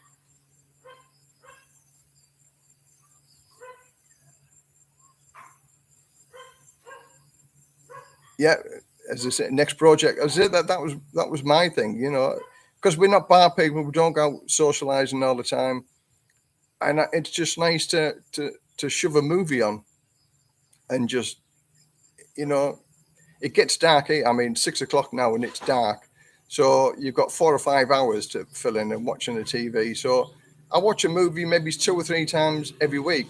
So bearing in mind the last one lasts 4.5 years. And I might have watched it for 3 or 4 hours. I mean, the bulb life is about 30 to 40,000 hours. So the bulb was still going, but it's the LCD screen. And I think what happened with that is that I didn't clean the dust filter out, so it overheated the LCD screen. Otherwise, I would have still had it. But to buy a new LCD screen was $60 for a new LCD screen, which then would have fitted in into the projector, and it was an easy fix to do. But I thought, well, the projector itself was 4.5 years old, so $60 was sort of half the cost of a brand new machine. And you know, with a new LCD, if it wasn't the filter, it was something else, or the fan wasn't working properly, then I would have had the same problem. But by buying a brand new machine for 5,800 baht, it's got a year's guarantee with it. So it just made sense. We live in a disposable era now. So I just put the old projector outside, and within 5 minutes, some Thai person on a motorbike had picked it up. So whether they fix it or whether they're just happy with the 2 black spots that it came onto the screen, because they can still watch up to a 200-inch screen with these 2 little black dots at the top. But for me, it wasn't good enough. I needed a perfect screen. All right. Hi, sir. I'm from India, Mumbai. I want to know, what is the eligibility to become an investor in Thailand? What's the minimum amount I can invest to buy a condo? Well, if you want to buy a condo, you're going to buy a condo. The minimum investment, a friend of mine was looking at some condos the other week in Rayong, and it was 700,000 baht. Wanted a little bit of work done to it, but 700,000 baht is the sort of starting price, and then you can just work north of that. So anybody can invest in Thailand. To own something in Thailand, it has to be a condo, because a person cannot own the land here in Thailand. So you will never ever own. You might own the house on the land if you built it, and if you've got a portable house, one of these teak houses, then it's still yours, but you can't own the land that it's sitting on. You can get 30-year leases, which is renewable for 30-year lease. But a little known problem for condos as well, and a lot of people can get caught out with this little, how can I put it? A little known fact about, if, let's say, there's 100 condo units in this one building, 51% of them condos have to be owned by Thais, and 49% of the condo units can be owned by foreigners.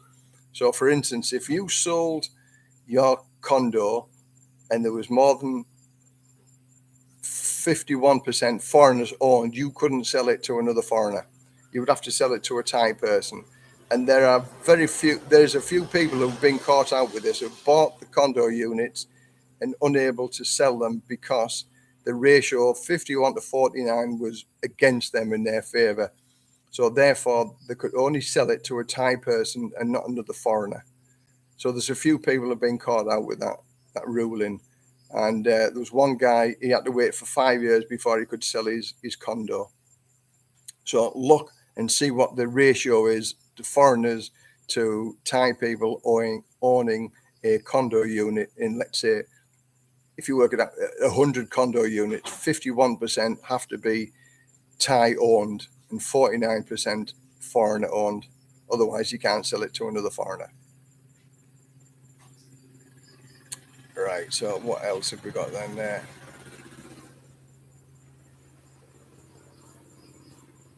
So anybody got any more questions? No? Okay, we've been doing this for an hour and a half now. Hour and a half, and it's dark. What time are we at now? Yeah, another 20 minutes, it's going to be dark over here. So some people don't like it getting dark here, because in England, in the summer months, it's light up till 10 o'clock on the night time. Here, it varies by an hour. Sometimes it's dark at 7 o'clock, and in the winter months, it's dark at 6 o'clock. And here at the minute, because we're approaching the winter months, it's 6 o'clock that it gets dark. Some people don't like the dark nights because it's sort of, you're stuck in, well, you're not stuck indoors, you can sit outside. But from now, it's like the bugs. The bugs come out at dusk and they'll bite you for an hour or two until it's really dark, and then the bugs don't bother you. So from like now until 6:30, it's bug biting time. So people stay indoors for this 1 hour or something like that. And that's one thing that you've got to you're going to start to put up with is the bugs over here at dusk and dawn. Now, I'm lucky, really, because although the mosquitoes bite me, I know they bite me, I don't come out in the big red spots or blotches. I think maybe it's because I'm a little bit overweight. Pardon me. They have to get through the fat before they get to the blood, and they don't like the fat. Not like the keto diet for mosquitoes. But my wife actually suffers more with the mosquito bites than I do. When we went on holiday to Koh Chang, she was bitten terribly by I've just switched the light on here now because it's getting dark. She got bit badly by the mosquitoes. In fact, so badly that she had to stay indoors because she just felt unwell to sit outside. So we had to finish our holiday like 3 or 4 days early because she was in pain with all the mosquito bites and the sandflies. And me, I didn't have a single bite mark on me. It was great. So yeah, bugs and creepy crawlies, you know, it's like rainy season now, so you do get the odd mosquitoes about because it's wet and there's lots of puddles.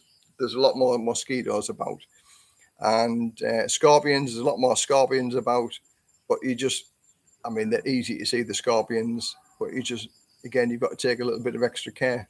Snakes as well. There's a lot more snakes about. I've still not seen a cobra, and I've lived here for 10 years. I've seen plenty of green tree snakes, and we've had 2 or 3 in the house. But again, you know, they're not venomous. But like any snake, you know, move in the direction opposite to where they are.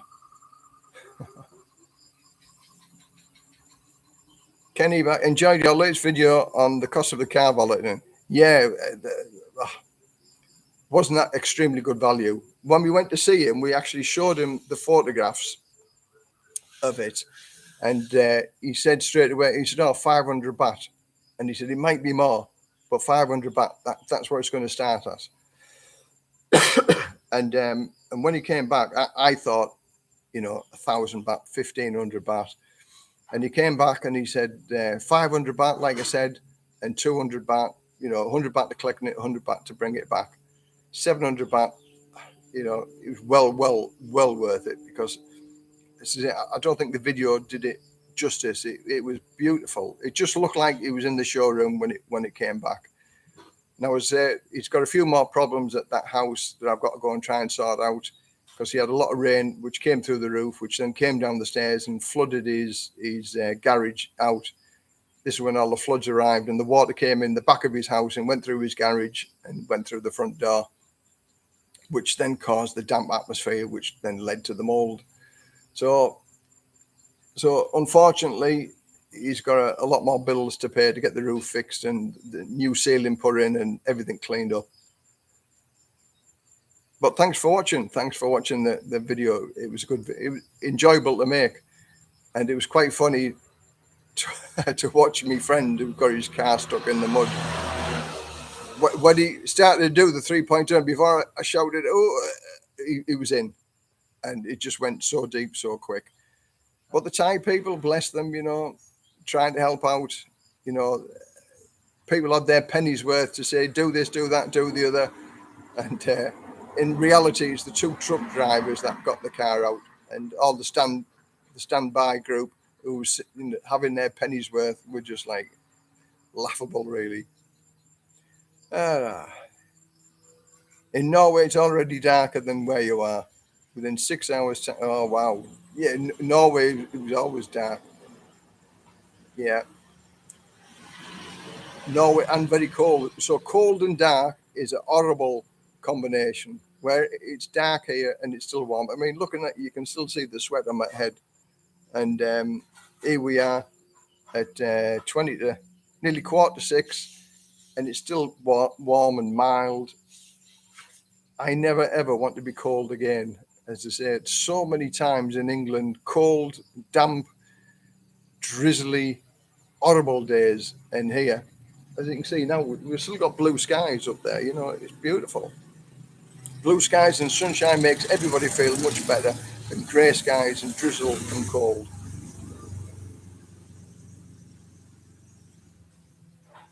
Do we have any good ways of avoiding mosquito bites? Yeah, be fat. If you're fat, they don't like fat people because they have to get through the fat to get to the blood. I don't know. I don't know. Now, there's been many studies done with mosquitoes. The fact that some people have a order against them that the mosquitoes don't like, and some other people, they order the sweat and the body smell attracts the mosquitoes. I'm one of the ones that the mosquitoes don't like, and I'll never whinge and moan about that. And I'm always happy about that because they don't bite me, but they bite my wife. And I said, well, whilst they're eating you, they're not eating me. Okay, you can't talk Thai. You live in Thailand, but you don't talk Thai. Not for the want of trying. And I say to those people who knock me for saying that I can't speak Thai, and I hold my hands up, I can't speak Thai. I can speak very, very little Thai. Embarrassingly little Thai. But I say to those people who say that, come and try and learn it. You'll then discover very, very quickly that you will not be able to speak Thai. I take my hat off to those people who can speak Thai, but there's not many people that can speak Thai or speak it well. And a lot of foreigners that can speak Thai, the wives can understand them because it's the wives who have taught them. But other Thai people look and they just shake their head and no idea what you're saying. So the Thai language is, for me, one of the hardest languages that I've ever tried. And I've lived here for 10 years and I have tried and tried and tried, but no.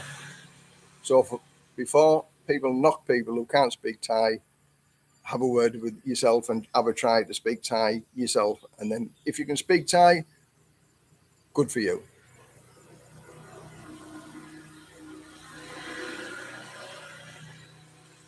I would have had the car scrapped because there was that much mold on the seats and the roof. Yeah, it looked and smelt very bad. Um, uh, but did I think that they would never do it? No, I didn't think that because I knew in Thailand they'll fix anything. In England, like we have an excess insurance. If the car is not financially viable to repair it, they'll scrap it. Over here, they will fix it. There's sort of nothing that they can't fix.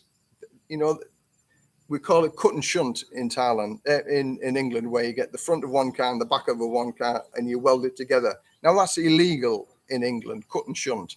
Over here, it's perfectly legal to do that, and that's what they'll do. That they can fix anything over here. And I've seen a few Thai documentaries on fixing cars over here in a proper Nissan garage or Toyota garage, and you look at the car and it's been so mangled, but they get it on the jig and they pull it out and it looks like new when it's done, but of course it isn't new. And I think once you've had a bang in the car over here, get shot, get another one, and don't buy a second-hand truck over here because the trucks are murdered over here. The weight that goes in them trucks, and they have a very, very hard life. Majority of trucks owned by Thai people over here. Let's have a look.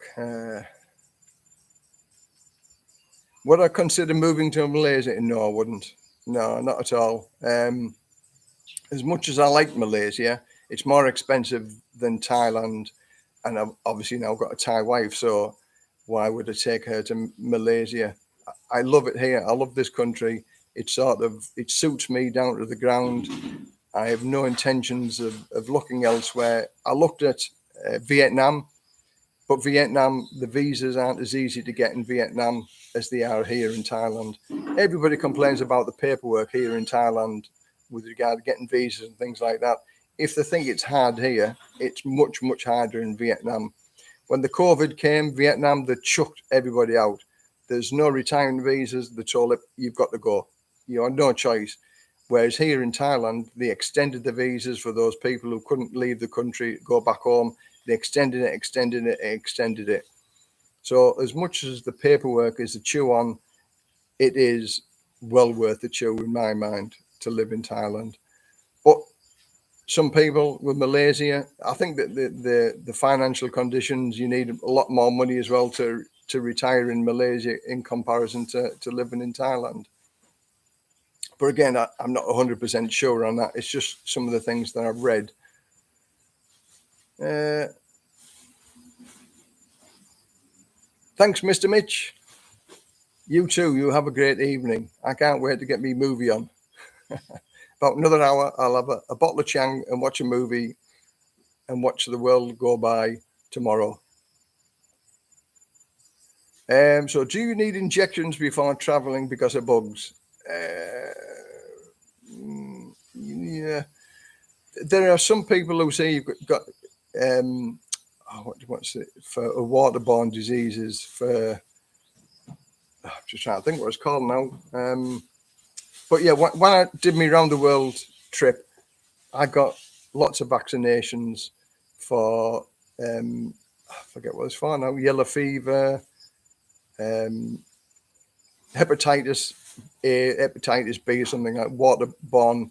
But reality, you can go see your doctor and tell him where you're going to live, and he'll suggest what injections you're going to need or you're advised to get. I would think if you're going to live here for a long time, it's worth getting vaccinated and getting your various injections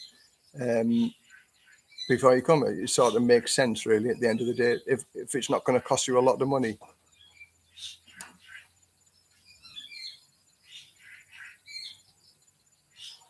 Oh, say hi, great app, better than Google Translate or 5 years in a Thai prison. You speak great Thai. I don't know who that's to. Good evening from Udentani. Hello, Udentani. I've been up to Udentani. I've got a friend who built a house just past Udentani. It's a long way to go, Udentani. Sig, hi, I'm a new subscriber from Norway and really appreciate honest videos and advice. How much money do you use on a visa run, all included?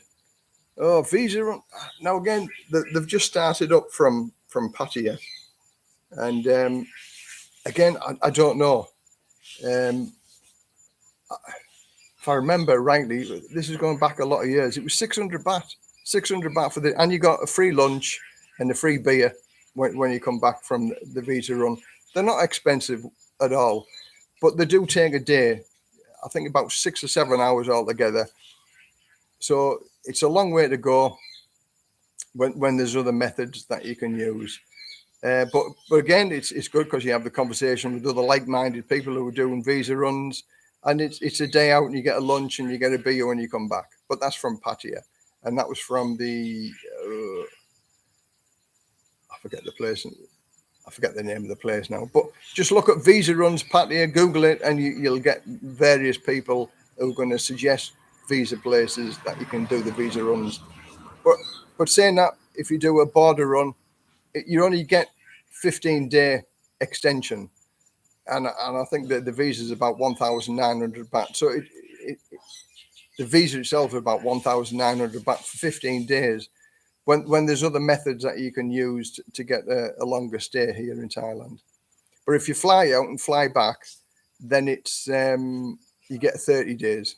But obviously the flight is a bit more expensive than doing a visa run.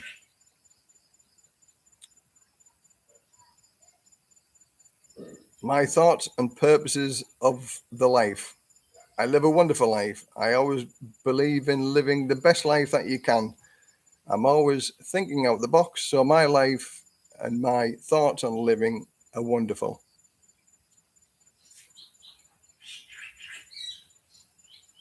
The labour costs are very high, that's why it's cheaper to scrap it than buy another.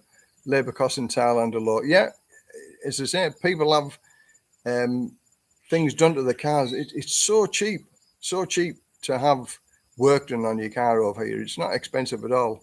As I said, in England, when I took my car to the garage, it was £70 an hour to get my Ford Mondeo fixed. £70 an hour. You know, I've never paid more than 70 quid for the whole day for my car to get fixed over here. When the gardener, we had a gardener that used to cut our grass, and our car was only 6 months old. He pebble dashed all the side of the car with the stones.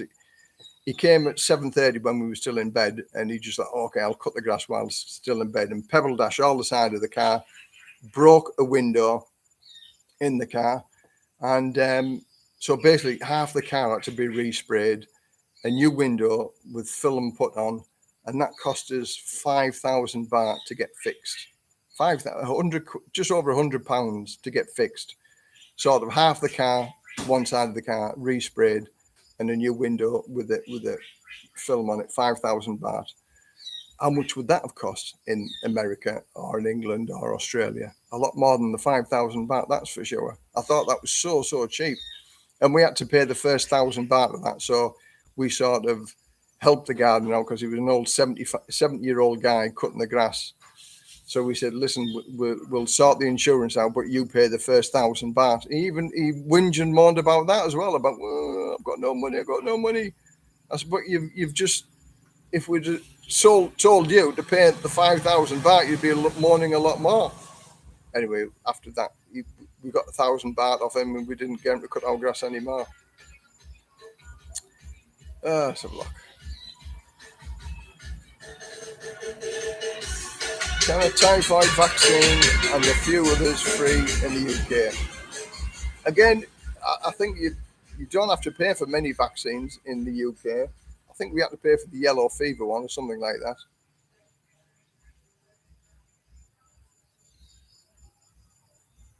that. Life is beautiful when you're young. As an old man, I am an old man. My son don't treat me properly. Well, with that, life, it's up to you what you do with your own life type of thing. If you treat bad by other people, then walk away from the people who treat you bad. Just look for the people who treat you well in life. And as I say, there's no need to have a bad life. For me, when you get older, you're a lot more wiser, and you know what you want and you know what you don't want. So life is in your hands at the end of the day. Stuffed. Why do Farang build homes and buy cars for their Thai girlfriend? What's all that about? I've been here 15 years working and still can't figure out why Farang behaved this way. I'm as guilty as that. I bought my wife. Well, I'm buying this house where I live here. I'm 61-year-old when I started to buy this house, and I'll pay for it in maybe 7-8 years at maximum. But at the end of the day, it's so cheap to buy houses here, and I'm only paying a little bit more than what I was paying in rent to buy this house, and we got a good deal off the landlady. So when all's said and done, why not buy rather than rent? Because then when I curl my toes up, my wife, who's 26 years younger than me, has got something that's going to last for the rest of her life as well. People buy cars, and yeah, but there's nothing wrong with that. You know, if I lived in England, you know, I'd buy a house in England, and my wife didn't work also in England. So I went out and worked so she didn't have to work. I think it's all to do with the people that live here. You can either buy a house or you can rent a house, and if you've got the finances to do it and you love the person that you're with and you trust them 100%, if you don't trust them 100%, then never ever do it, because you can lose out. But I understand what you're saying, and I have seen so many people lose everything over here. Some very, very intelligent guys have been duped out lots of money by some poorly educated, beautiful looking Thai girl. So who's the fool, the Thai girl or the well-educated young man, or old man, should I say, who should be wise and full of wisdom, but he gets fleeced by a beautiful looking, poorly educated, beautiful Thai girl. I say good luck to the Thai girl who can use her assets to be able to get, she doesn't have to be educated to be able to do that. But buyer beware in Thailand. Everything, look at everything before you buy anything, before you commit to anything, before you marry somebody, before you stay with somebody, because at the end of the day, it's your pocket that's going to hurt.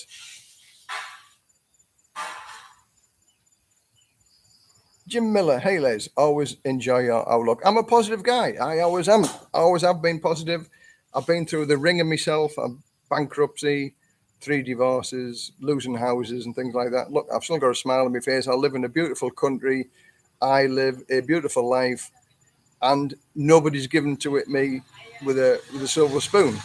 Everything that I've got here, I've had to work for. Nobody's given me anything in life. Anything that I've got, I've earned by myself. The good points, the bad points, everything is a learning curve, and it's how you view these things. You can learn from failures, which I have done. You can learn a lot from failure. But I'm a very positive guy. Again, like the some of the ebooks that I've given away, it's all to do with positive living. Don't screw your retirement up before you retire. It's all the things that I've seen other people do, and if any of my videos help anybody out, well, then that's good news for them. I'm always here I'll talk to anybody. In fact, I do talk to many people with regard to this. Right.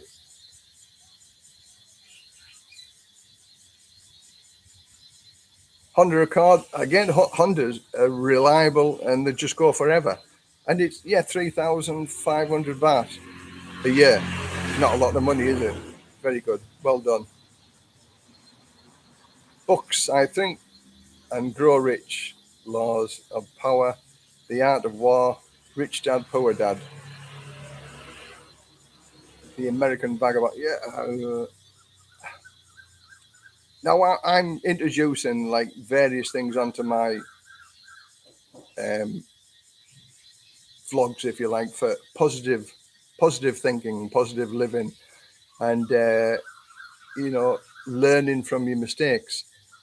I used to teach this. I used to do this for people when I worked for the Prince's Trust. Prince Charles, who was now King Charles, I worked for him for a year, dealing with people on a 12-week personal development program, teaching people with no skills, qualifications, or education how they can move on in life. And I enjoyed that. That was my little box. I used to deal with people who used to steal cars, and I used to deal with people who were thieves, going in prison, out of prison, and everything in between. I used to sort of explain the errors of their ways. And to blow my own trumpet, when I did my twackers, dealing with the people who used to steal cars, 80% over a 2-year period, 80% of my clients that I had on my course never reoffended, never stole a car again within the 2 years. So I won awards for my PowerPoint and presentation, and realistic and very, very hard hitting, having them in tears. And when you get these thugs who used to drive around in cars in tears, you've hit a raw nerve. And it worked because my course was so very, very hard hitting, and that's the only way you could deal with these people. It had to be very, very hard hitting. And again, I was over the moon with the award given, and an 80% success rate over a 2-year period. Very good. So kudos for me. Blow my own trumpet. Let's have a look. Yeah, don't spend what you can't afford to lose. That's a good bit of advice. But many people do over here. Again, with the old dog new tricks. John, he had a certain amount of money and he spent it all. There's people talking to me, telling me how much money they've got to come here to Thailand. And some people can live on it and some people can't. I do a video on living on 35,000 baht a month, and that's still possible over here, 35,000 baht a month. And that's sort of the English state pension now, which is about £800 a month. It is possible to live over here. And I still think that £800 a month, you get a better lifestyle here than you would do in the UK. So, the books are coming out now. You see them flying about. Where are we at now? It is 6:04. As you can see, it's all dark now. And I've got this big light shining in my face, so that's just attracting all the bugs. But I'll stay here. There's still 46 people, 47 people now looking, so I'll stay here for maybe another half an hour or so. Yeah, so, right, don't spend what you can't afford. Exactly. I learned that lesson when I was in Mr. Jones, when I had 4 or 5 jobs, working 7 days a week, trying to get all the things that life could give you. But working 7 days a week, living in the Mr. Jones's street with the new cars and the holidays and the caravans and everything else. And then a lesson learned for me is when I went bankrupt, and that's when I actually learned my lesson. I'm thinking, I don't need all of these things. But saying that, that's when I discovered Thailand as well, and looking at people living here with nothing and seem to be more happier than me when I tried to get everything. So money doesn't make you happy. Money can make you miserable.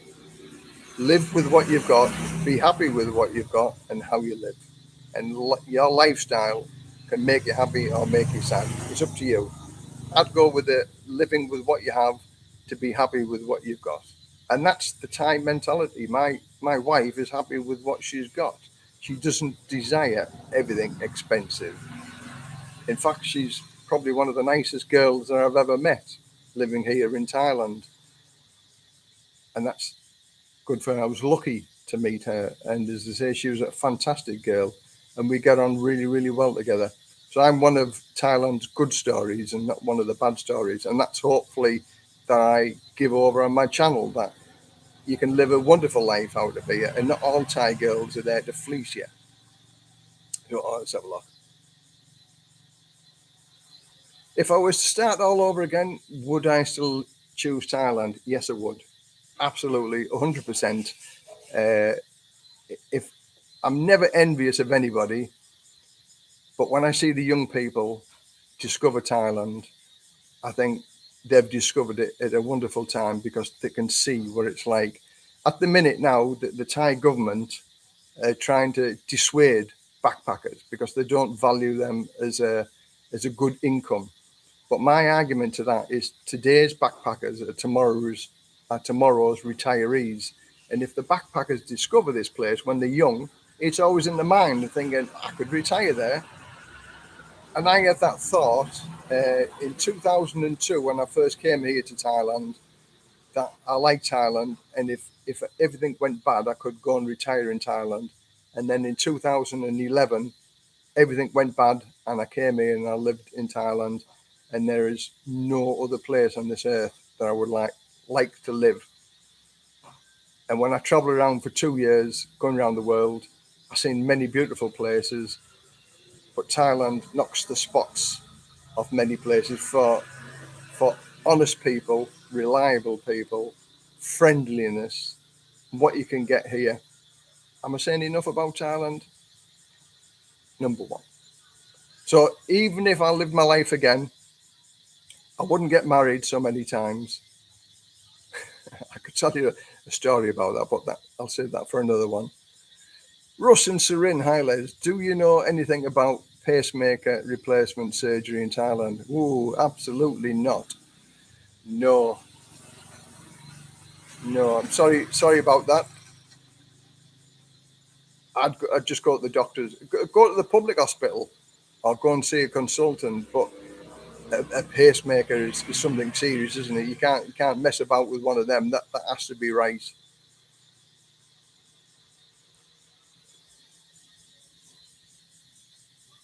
Thank you, Billy Bob. Thumbs up to you also. You always know how much money you have, but you never know how much time you have to live. Exactly. I think I've mentioned that once or two times. And it's true. You know, you never know when your number's up.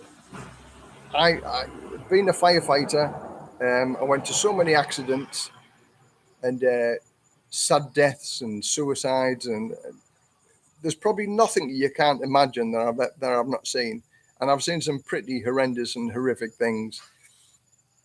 But if something that's given me my thought on life is the fact that, you know, because I'm a positive guy anyway, that there's always a way. Any problem, there's a solution to any problem in life. It's just working your way around it.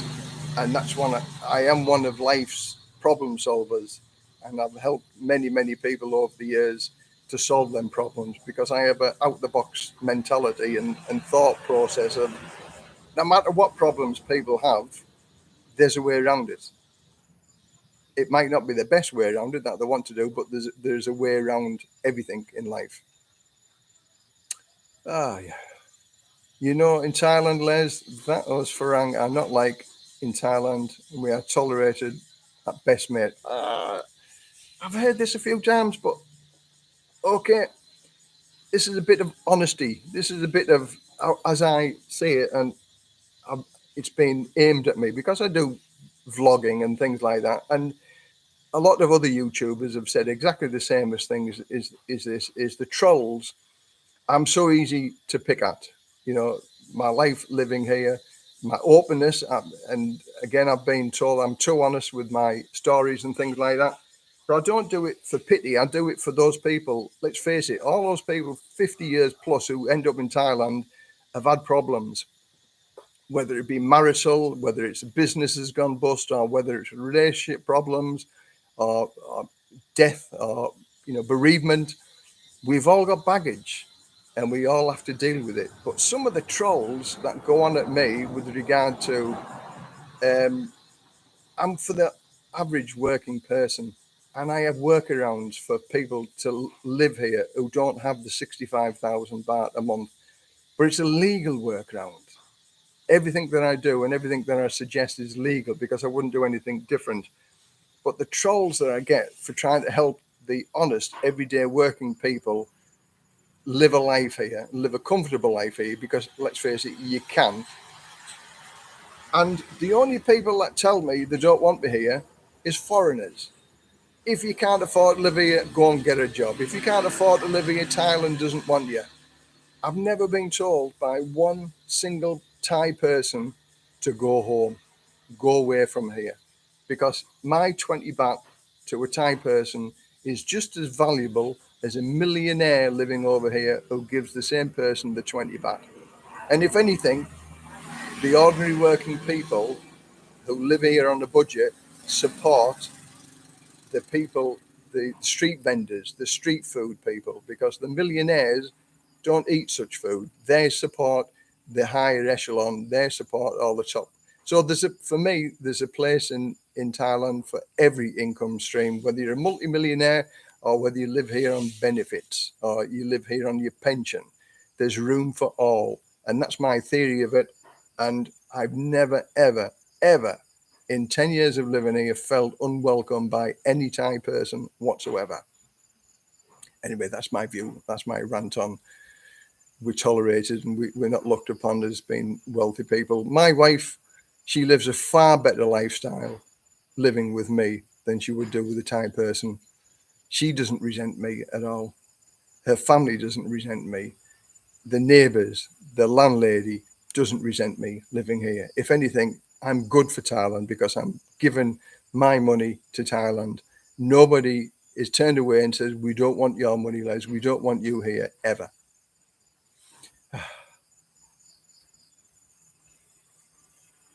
I think the hardest thing in Thailand is when the boredom sets in and your gremlins and the bad habits start. Bored. There's no need to be bored in Thailand. Absolutely no reason to be bored in Thailand. I retired at 50 years old. I can't say I've had one day of being bored. There's so much you can do. You can join groups, you can do new things in your life, you can have a bucket list, do all the things that because you were working you couldn't do. I've done paragliding, I've done scuba diving, I've done flown in a jet, in a stunt jet, I've parachuted. There's many, and there's still things I still want to do. I've traveled the world, met some interesting people, I've volunteered, I've helped numerous people. Doing this, the YouTube channel keeps me occupied. Like I said, the last time I did a live stream was 2 weeks ago, and it's gone by like that. And I'm thinking today, I've helped my wife sort something out with the motorbikes and stuff. And I was running out of time to get back here this afternoon to start the live stream again. My time, every day is filled up with other things. Udemy, if you want to learn a new skill, Udemy, online courses. There are so many things you can do. Reading a book, learning new skills. You should never ever be bored in life because you've got the time to do all the things that you couldn't do because you were working. So you just need a helping hand in some direction towards stop being bored.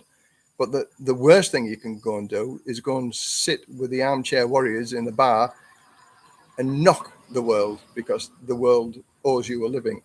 No, life is there. Go and discover it. Hardest thing time boredom sets in. So no, don't be bored. Go and do something. And the bad habits, drinking. Drinking is a bad habit. Peter from Australia. Hi, thanks for joining. We're 2 hours and 9 minutes into this now. We started 2 hours ago. The big decision is when to do it. Life is safe in your own country. Taking that leap is the hard part. I agree with you. Everybody, I did a video living out of a comfort zone, and the comfort zone of living in your own country. People like the comfort zone. They like everything that's around them, and they're happy with that. Taking that leap, but remember, when you were first leaving school, first going into a job, first buying a house, first marriage, first girlfriend, first buying a car, taking your driving test, your motorbike test, or whatever, were you comfortable then, or were you living out of your comfort zone? So just sometimes you need to rediscover the exciting parts of trying something new and getting out of your comfort zone, because your comfort zone now, 20 years ago, wasn't a comfort zone. And you're always worried about buying your first house, your first girlfriend, your first marriage, your first kids. Comfort zones are there to be challenged and moved on and move forward. Because making the move, like me, now this is my comfort zone here in Thailand, because I made the move and I've done all the things and I've talked to all the people. I'm comfortable here. But when I first came here in 2011, it wasn't my comfort zone. I didn't know the language, I didn't know the people, I didn't know the culture, I didn't know what to do. But now I tell other people how they can live a successful life here. I can tell other people how they can make a living here. I tell other people how they can live here and skirt the laws and legally wise. So there's always a comfort zone. There's always a new comfort zone, but you've got to go and find it. Hi Les, love your videos. I've been in Thailand many times and want to retire there. Not interested in the party life or the marriage. 50k baht a month gives a comfortable life. Yes, it does. And best wishes, Mike, for your future plans about coming here, living in Thailand. Again, it's not all party life, you know. I live a normal life like everybody else. A little bit of an exception because I do the YouTube, but I cut the grass, I take the garbage out. You know, not every day is an exciting day. You know, most days are just like everybody else's days here. You know, but it's what you make it. We live 5 minutes from a beach. We were down the beach yesterday afternoon. We got a phone call and some of the friends said, "Oh, we're having a barbecue down the beach. Let's go down the beach, have a barbecue." Brilliant. Life is, yeah. Once I'm 61-year-old now, so I've got more years behind me than I have left in front of me. And again, as one of the other subscribers says, we all know how much money we've got, but we don't know how much time we have. You cannot buy time back. So spend the time wisely, do what you want to go and do. And my theory in life is if I die and I owe the bank £1, then I've spent all my money and I've enjoyed all my money. But if I die and I've got lots of zeros and lots of money in the bank, then I haven't had a good life, because somebody else is going to spend the money that I've saved, scrimped and saved all my life, but I want to spend all of my money. Even the last pound, I want all the bank £1 when I go. I've taken care of my wife. She's going to be financially solvent when I curl my toes up. She's got this house. She's got a pension that'll pay her for the rest of her life. She'll never, ever have to work again. That's my contribution to my wife, and I've been able to provide a good income for her. So I'm going to live and do the things that I want to go and do. Breaking the comfort zone and actually do the leap isn't easy. We know what we have, but it's gone now. But I'm doing it, not just dreaming about it. Yeah, do it. But many people dream about it. And let's face it, if it doesn't work, then it doesn't work. Then there's something else that you can go and do. Oh, I'm getting lots of creepy crawlies flying all over me now. But your life, it can be good and it can be bad. And if you make a mistake, well, then you make a mistake. You just learn from that mistake and move on with it. Thailand is utopia, but it's a great country to retire to. Or isn't utopia. Great, reasonable living costs, lovely weather, most of the time, rich culture, good infrastructure. It's worth the opinion, in my humble opinion, 100%, absolutely 100%. I don't think there is a perfect country in the world. There isn't. Everywhere has its faults. Everywhere's got its good points and bad points. Wow, I wish you could see all of these mosquitoes around here now. Absolutely, just they're everywhere now. And because I've got this big light on in the background, they're just here there. But even though it's like mosquito heaven now, I'm mosquito heaven, I'm still not getting really bit. They're just annoying because they're all around me.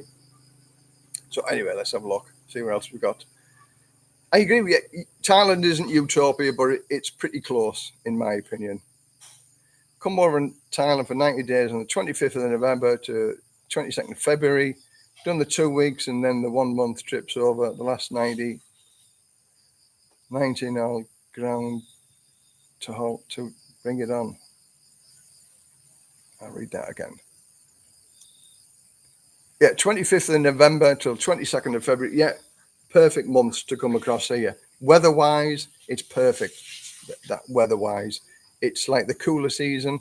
And if you go up to Chiang Mai and Chiang Rai, it's actually very cool on an evening time. It drops down to about 12 to 15 on a night. And you need some heating on in the bedrooms, you know, in Chiang Mai and Chiang Rai. We've been there for 3 or 4 years running, 3 years running at Christmas and New Year. And we had one of them halogen heaters on. I thought I'd never, ever see one of them in Thailand ever again. But halogen heaters, because it was so cold that they give us a halogen heater to keep us warm during the night in the hotel that we stayed in. But it's just nice because it's got that chill and that nip in the air, but not forever. Oh, stop it. Right. Blah, blah, blah. I'm coming. Do you support your wife? Do you support your wife and her family financially, or does she have a job that can support? I give her a salary. I give my wife a salary every month, and out of that salary, she sends money home to her family to look after. She's got a son, so therefore I give her a monthly salary, and she never asks a penny from me over and above that monthly salary. I pay for all the gas and electricity, the rent here, and all the food. So basically, her salary is to do whatever she wants to do with it. And I'm happy with that. And I've gone through the reasons why I pay a salary. There are some people that agree with it, and there's some people that don't agree with it. But at the end of the day, we're all our individuals, and we all make our own minds up whether we do or whether we don't. And again, there's some very good arguments I can put towards that, and some people will still disagree with it. But I do what I do, other people do what they do. But yes, in answer to your question, I give her a salary and she supports her family out of that salary. And I have helped her family also, not because somebody asked, because I wanted to do. Her family are the salt of the earth. They work very, very hard.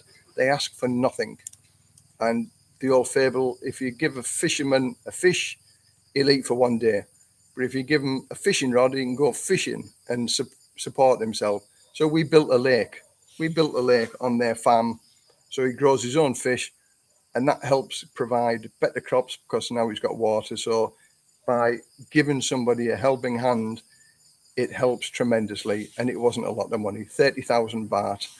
And they've got the money back in the excess crops and the fish and everything else within a couple of years.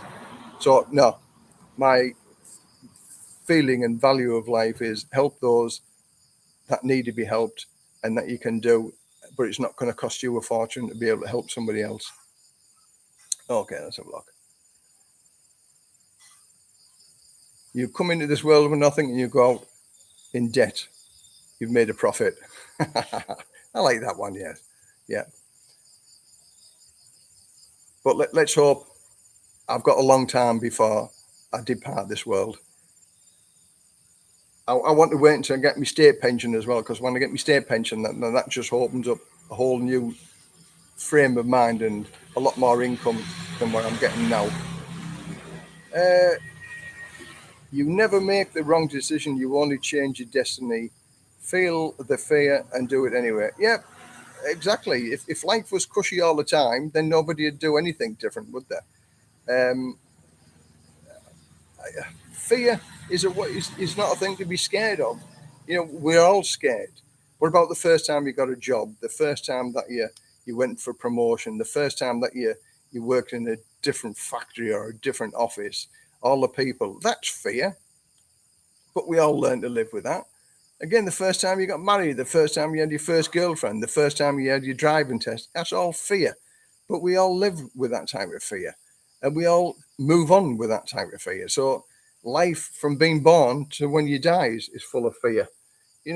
If you get diagnosed with cancer, that's fear, because you don't know what's going to happen next. But in reality, when you're being told sad news and bad news and devastating news, in some ways, that prepares you for that. How many other people who die in a car crash or die in a motorcycle accident, something like that, they've not had time to prepare for something like that. So even in the big tragedies of something like that, the fear of dying, it gives you time to prepare for that. So that's my philosophy anyway.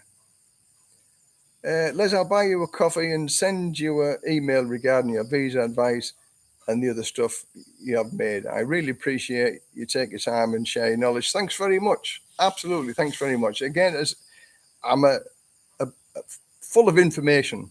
I don't give any BS. All the advice that I give to people, hopefully, it's advice that you can take and you can learn from it. I never give anybody bad information. Always trying to do good to others and have good done to you. That's my philosophy in life, anyway. Do good to everybody else. Thank you very much for the offer of the coffee. It's not a salary; it's called an allowance, an income, pension. Other people call it some other words. It is what it is.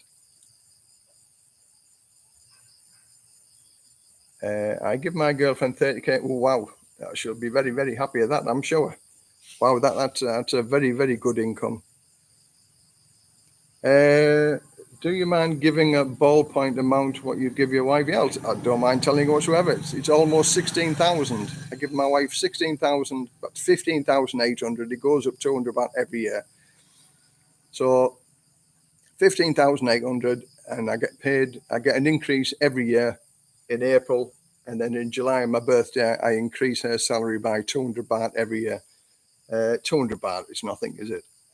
So 16,000, no problems in telling people that. And bearing in mind, I live on 55,000 baht a month. So 16,000 out of that 55,000 goes to my wife's salary. And I can still manage on the 55,000 baht a month. So for those people who are wondering, where does all the money go to? Is it extra? Do I have to give my wife that extra 15 or 16,000 above the 55? No. Everything is included. The loan for this house, all the food, her salary, entertainment, petrol, everything comes out of that 55,000 a month. So that'll answer a few people's questions. Do you mind giving? Yeah, I've done that. At 49, I chose to fear of Thailand. So happy. Yep. Well done. There's so many people come to Thailand and it opens their eyes, because we're living in an awful world at the minute with corruption, stealing, and trustworthiness. And I feel it's a very trusting country. This country. It's not like I watch in horror this morning about Boris Johnson coming back in to be, saying, yeah, I'm up for it. The country sacked him. The country hated him for the lying, the cheating, the dishonesty, and they want him back as Prime Minister. And if he does, apparently, according to the pundits, if it's him and Richie Sunak who come to be the leader of the party, Boris Johnson will win. And if he wins, then that's the whole country. As far as the markets are concerned, it'll just crash. That's my opinion anyway. Richie Sunak, I think, is a calm pair of hands to deal with that. But then that's getting into political, and I don't do political talks. But if you see my computer screen now, it's full of little bugs. Okay, right. What date is the massive night market in Rayong? I don't. We live like 40 kilometers away from Rayong for the night markets. I've been told they're good, but I've never been. As if we live 40 kilometers away, and it's a long way to go, and I don't particularly like driving at night time as well. So we give that a miss. So I don't know about that.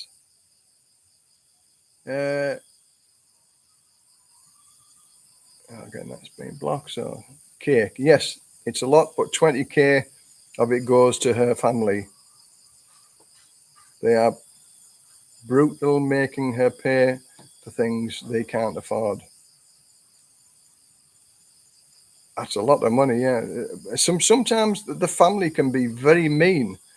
I know it's the girl's responsibility to take care of her family in Thailand, and if she's the only girl, she can be given a very hard time to help support the family.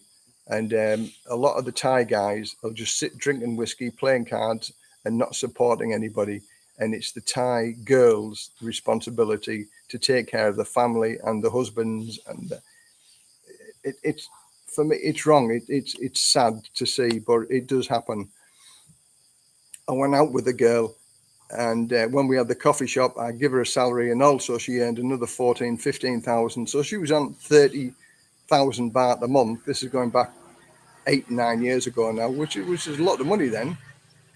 And it was still never enough for her family. She never had savings. Every spare penny she made, she sent home to her family. I mean, I had no problems with that. She did with her money what she wanted to do with it. If I had a choice with it, I'd tell her she should save it and just forget about the family. I'll just give them a certain amount of money. But she was looking after many people from her family because she was earning the most.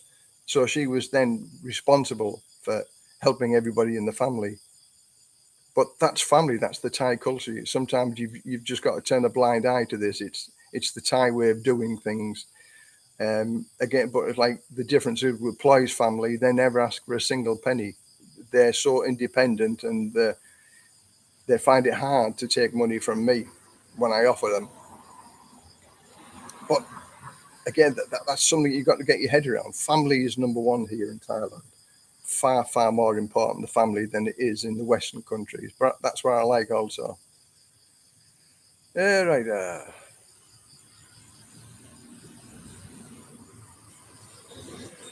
Yeah, Boris been invited to the booze up at number 10. Yeah. Celebrating Liz's departure, I'm sure, yeah. But you can have a booze up there now at number 10. They call it Airbnb because they're in and out. 6 weeks. 6 weeks she's been in power, something 44 days, and she can claim £115,000 a year for life for being the Prime Minister for 44 days. And they're trying to tell her no, you can't claim this. But if somebody's going to give me £115,000 a year, am I going to turn it down? No, I'm not. Crazy. If you don't give your Thai partner 16 sponsorship a month, what would happen to your relationship? Then she'd have to go and work. Because a Thai person has responsibility. She still needs to pay her family. She needs to pay her mum and dad to look after her son. Her son needs education, school uniforms and things like that. So she would have to go and work. Now, it was my choice to give her a salary because I want to travel around Thailand. I want to be with a person that we can just say, tomorrow we're going to go to Koh Chang or tomorrow we're going to go to Koh Samui. But if she was working, then she wouldn't be able to come. I went out with a girl that worked 6 days a week. And after 9 or 10 months, this isn't for me. Because I seen her for 2 hours on an evening and 1 day a week when she didn't work. And that's not what I retired for. I didn't retire to take her to work and pick her up and just have 2 or 3 hours on the evening time and 1 day a week. So I compensate her for not working so she can be with me all the time and we can go and do whatever we want to go and do. There are many guys here who don't give their wives a salary and their wives work. That's the individual choice for people, whether they want to pay or compensate their partner for not working to be with them all the time. Now, I did this in England when my wife didn't want to work and she wanted to stay at home, look after the kids. I got other jobs so my wife could do that. So is that any different to what I'm doing over here? I worked extra so my wife didn't have to work so she could look after the kids in the UK. So I'm in effect doing the same thing here, so I don't look upon it as any different. Poland is cheaper to live in than the most of Southeast Asia. Yeah, but it's very cold now at this time of the year. You can't be sat outside in the evening time. Poland is very, very cold. Les can't find the link for you to send me a coffee. Oh, don't worry about that. Just send me an email or put me a I'll repost it. I'll just send me a message on the next video or on all the videos, or send me an email and I'll send you the link. But thanks very much. Now she can also retire and happy. Yeah, exactly. She's retired also in Thailand now, so she's very happy. And let's face it, many of the Thai girls, that's what they're looking for as well. A Thai husband or a Thai boyfriend isn't likely to earn the same amount of money that we earn, even in our pensions. So it's a win-win situation. I've got a girl that's 26 years younger than me, and she's got a guy that financially takes care of her and supports her. It's sort of a win-win situation. Some other people look upon it differently. Everybody is entitled to their own opinion, what they want to do. The humidity and pollution of Thailand doesn't do anything for me. Yeah, again, it's not the utopia. Some people like it, some people don't like it. I think the pollution levels where I live around here, there's no pollution around where I live. But if you're talking about Chiang Mai, Chiang Rai, the burning season for 3 months of the year, there's a lot of pollution up there, yeah. Live somewhere where there's no pollution. I spent the winter months in Turkey or Greece. Good for you. Nobody wants to be cold. Moldova is a great inexpensive place as well. Moldova, I've never been to Moldova, so I can't comment on that. There are less humid places in the Philippines. Yeah, I've talked to people who've lived in the Philippines and lived in Thailand. And the Philippines, it's dangerous. There's a lot more crime there. The electricity is on and off. The internet is very, very poor. There's lots of good things and bad things about the Philippines. And I think Thailand, for me, not that I've been to the Philippines, but talking to many other people that have been to the Philippines and Thailand, I would say Thailand wins by a long shot. But everybody to their own. Do you mind saying what does your wife send home to her family every month? I have no idea. No idea. I don't ask. Nothing to do with me. Up to her and what she sends and what she doesn't send. But I know that, say, a family get an income from her brother as well, because her brother works in somewhere else anyway. But her mum and dad look after his daughter as well. So So there's two members of the family that help support my wife's family, but they've got their own farm. There's about 36 rye of land that they've got for, so they're not poor farmers by all means either. They're not the poor, desperate people that some people think in Thailand. They're actually quite self-independent, and you know, anything extra that they get is gladly accepted.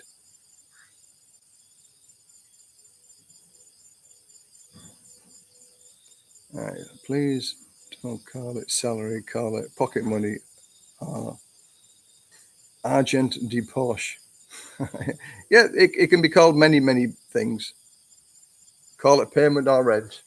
Yeah, you can rent. People have called it rent. People have called it prostitution. People have called it many things. It is what it is. We all live by how we say it. And as long as you can live with your decision, then it should be your decision. Yeah, it's a salary, and I'm paying. Like I said before, I'm compensating her so she can be with me all the time to go to all the various places that we want to be. And if she's working all the time, then she can't come to the places that I want to be with. We have a very happy life together. We do what we want, when we want, how we want. And if she was working, then we couldn't do all of them things either. So I'm happy with the situation, the financial situation of it. Many people agree with it and some people don't agree with it, but hey, so live what you can do, how you want to live it, whether you agree with it or disagree with it. Where are you in Thailand? I live in Rayong district, which is about an hour and 20 minutes away from Pattaya, and the nearest place is Koh Samet Island, which has got one of the top 10 whitest beaches in the world. And it's not a big tourist location, Rayong. That's why I like living here, because it's very reasonable to live here, reasonably cheap. Everything is cheap, and housing costs are not expensive as in other places. If you want to save money and live a good life, don't live in the tourist locations. Do I still have to register with a place every 3 months in Thailand? Can you do it online? No, you don't have to register with the police. Every 90 days, you've got to do it with the immigration office. And yes, you can do it online, and it takes 5 minutes. And then the following day, you get an email from the immigration department, and it's done. I only ever go to immigration once a year. The rest of the time, it's all done online.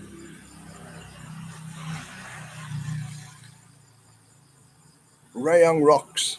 It does. Very good.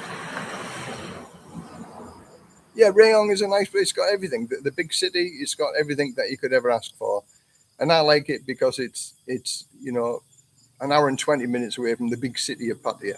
And we're going down to Pattaya again next month, because now everywhere's open. We like to go let our hair down and stay in Pattaya. I park the car up and then I can have a drink, because I don't drink and drive. And we go see the live bands, and we go see some friends that we know down in Pattaya. So it's a good life. We have the best of both worlds here. My wife lives in the country up in Karat. So when we go to her house, we live in a country location. And when we go there, we go 2 or 3 weeks, and I'm the only foreigner in the village. But I'd sit on their veranda, on my wife's house veranda, watch the world go by. It's a totally different lifestyle. So in some ways, I'm a foreigner living here with 2 houses, one in the country and one by the sea. What type of people can live the lifestyle in England, have 2 houses, one in the country and one by the sea, without costing an absolute fortune?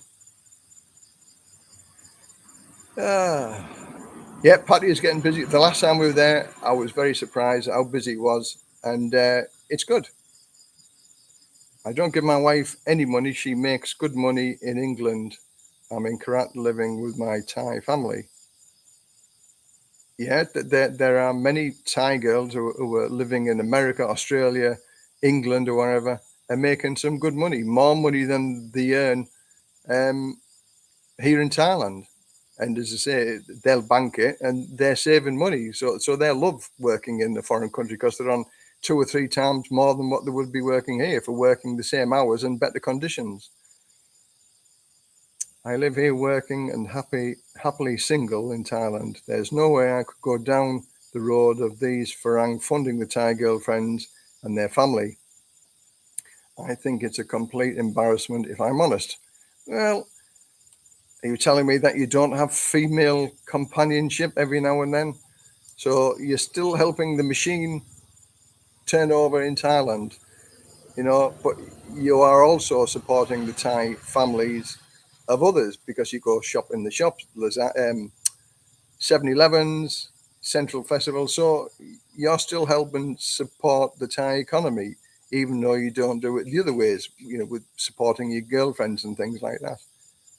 But everybody to their own. I mean, I know a lot of single guys who will never ever get married or living with a Thai girlfriend because they've been stung before, and that they look upon every Thai person is going to be there to cheat them out of money.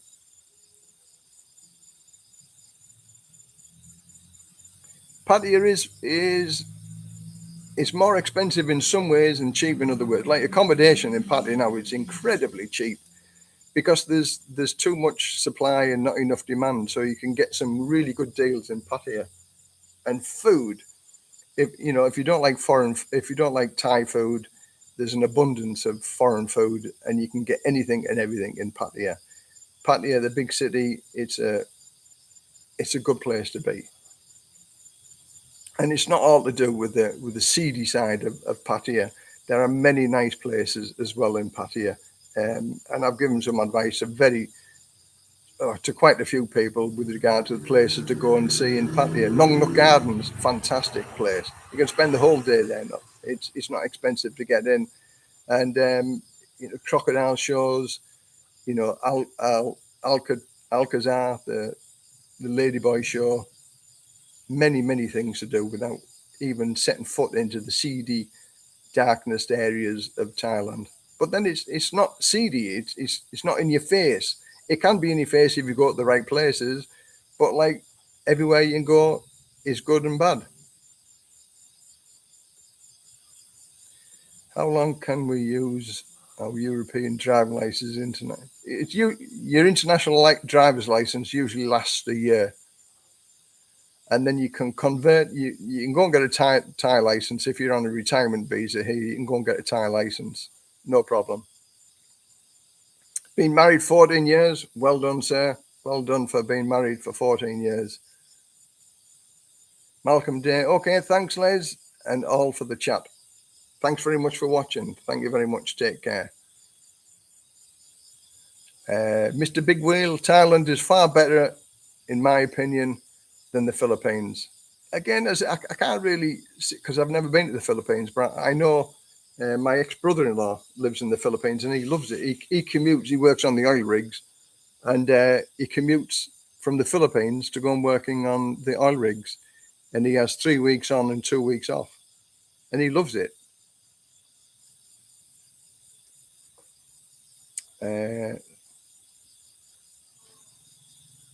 Your Mojo, I think I'll be there for the 7 months. Good.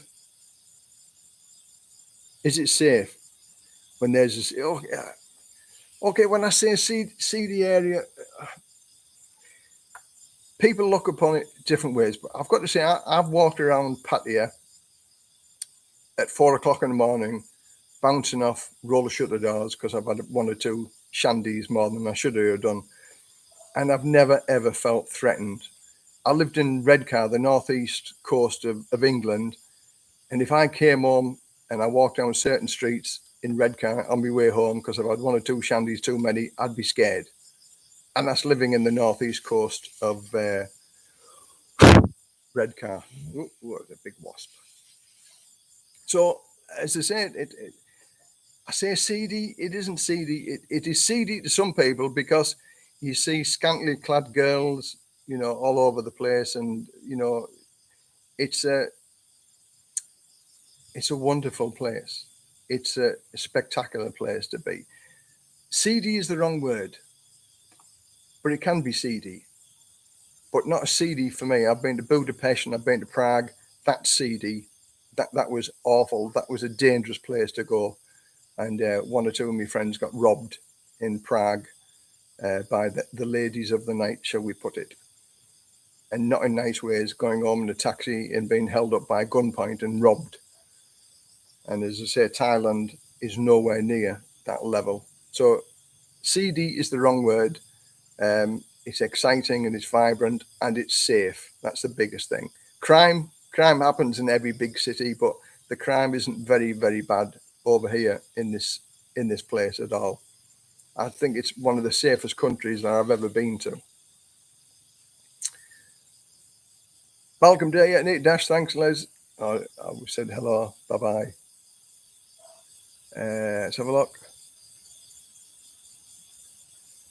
Pattaya is the only place in Thailand that I didn't like. The people in Islam are the most friendly, in my opinion. Oh, Islam. Pattaya is sort of the big city. Isan people, it's beautiful. Karat, I love Karat when I went there. Udon Thani, it's some nice Chiang Mai, Chiang Rai, Pai, beautiful places. But Pattaya is Pattaya because we like it every now and then because of the big city, the bands and the food, and it's just so different to where we live. And every now and then you like to let your hair down and have a good night.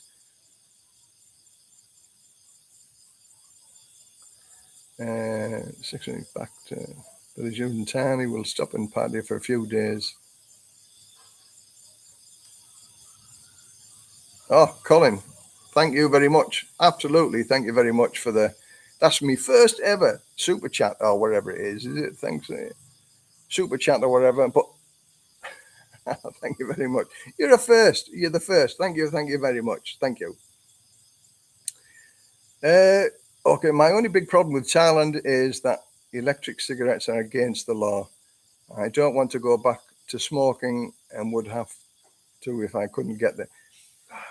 Vaping is supposed to be, but there's plenty of people do vaping and that, it is what it is. Vaping might be legalized. I mean, now cannabis is legalized in Thailand. Oh, shouldn't say that word. I've got to say the green sea is legalized over here. YouTube doesn't like people using them words. So the green sea is legal over here now. So why should that be legal and vaping isn't? Vaping is nowhere near as bad as the big sea. So hopefully one day there's vaping shops that you can go and buy all the different gases or whatever you put into your vaping things over here, no problem. Have I taken my Thai girlfriend to England? And if you do, how would you feel walking around with a Thai 20 plus years young? No, I've never taken to England. I've no intentions of taking her back to England. She doesn't want to go back to England. And as I say to the majority of people who ask that question, why would I take a girl back to England? Because I wanted to leave England. I'd take her back to show somewhere, this is where I wanted to leave. This is why I come to live in Thailand.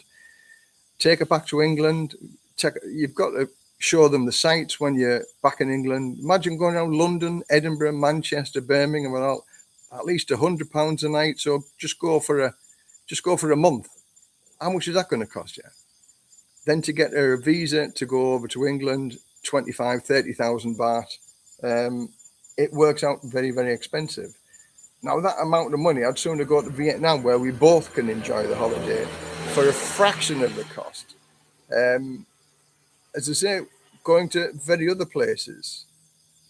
Oh, Big Hungry. Oh, thanks very much. Thank you very much for the $10 donation. Thank you very much.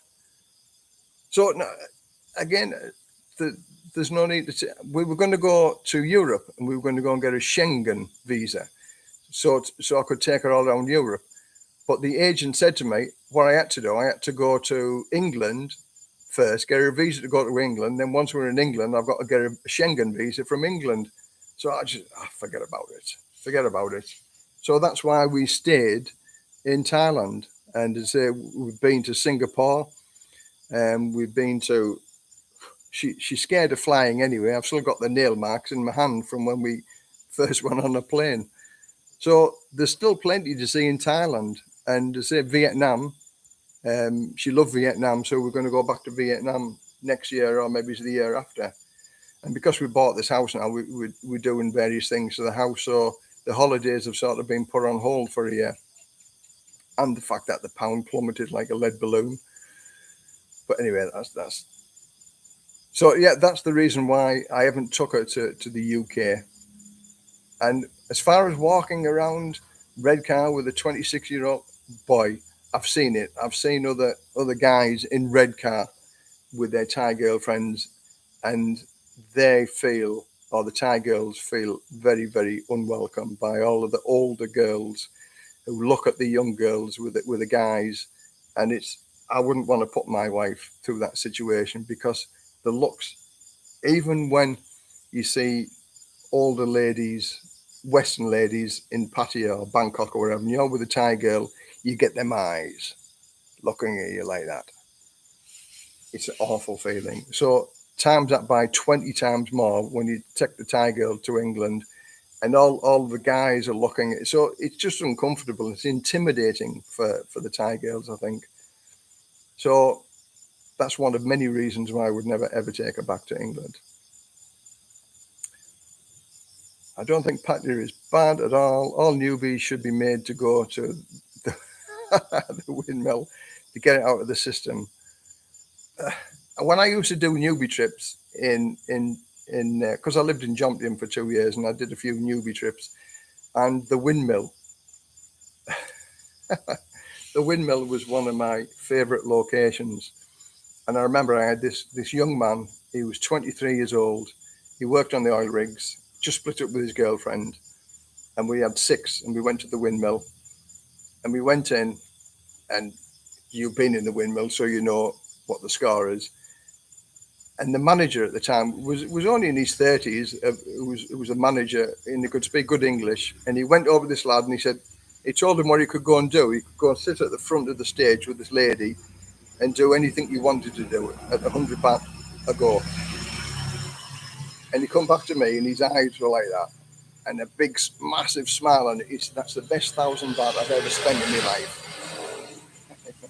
That just opened his eyes up for what you can do over here. Okay, some people say, well, that's sad, people do and things like that, but it's here. You know, if you're in Rome, do as the Romans do. And as I say, that's the things that have been here. The soapies, the massage places. If you don't know, you're scared, and you're just uncomfortable with it all. But such as myself and other YouTubers who do this type of thing, once somebody shows you the ropes and how to do it, once you've done it once or twice, it's just like, oh, well, it's not that difficult. It's not that hard, is it? So you can do it. It's not difficult. It's not rocket science. But it can be very intimidating to an older guy that's been married for, say, 20 years to the one girl, and coming back into the dating scene, and the girly scene is totally unfamiliar with them. So, yeah, the windmill brings back some good memories for me. But the nicotine vaping is illegal. Yeah, just not make it. It doesn't make any sense. My email address. Okay, I'll write my email address on here if anybody wants to send an email.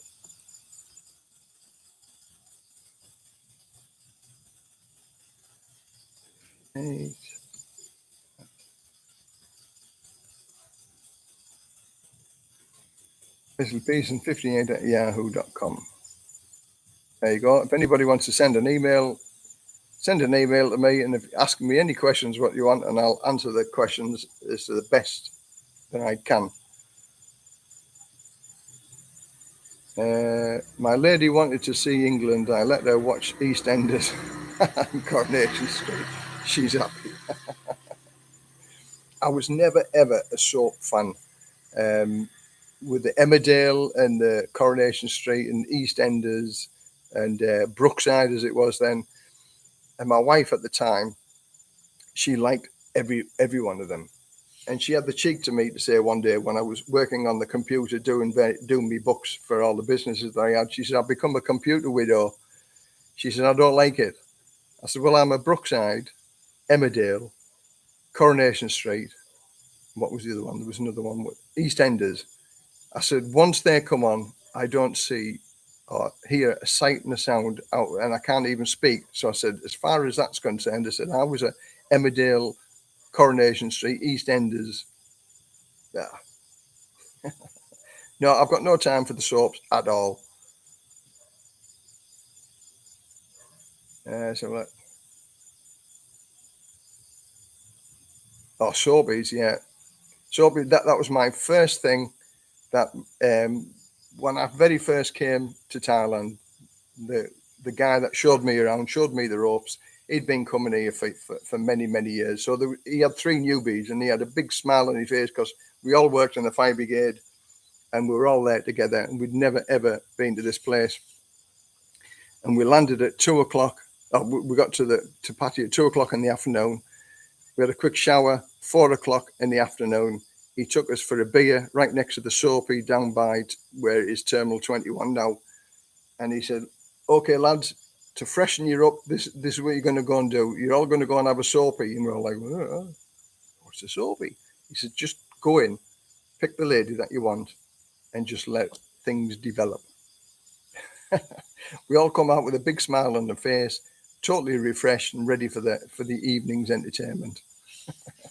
Anybody who's never had a Soapy, you need to go have a Soapy. It's probably one of the best things you could ever do coming to Thailand. It's so fantastic. Okie dokie. Right, well, 2 hours 55 minutes. Wow. Nearly 3 hours we've been out here. So there's lots of bugs flying about here and the little beasties are in my shirt and everywhere. So on that note, I'm going to call this live stream at an end. And thank you very much for the support of the channel that everybody's been giving me. And thank you very much for the donations. Absolutely welcome. Thank you very much. Thank you. And I hope that I give valuable information to everybody. And I hope that people get value from my channel with the free ebooks and things like that. I'll never ever start a Patreon site. I'll never ever charge for videos. All my videos that I do is for entertainment and for people to learn things from it. So thank you very much, everybody. And I'll do another live stream in 2 weeks' time. Okay, thanks very much, everybody. Take care. Have a good evening, good afternoon, wherever you are in the world. And thank you very much for watching. Thank you.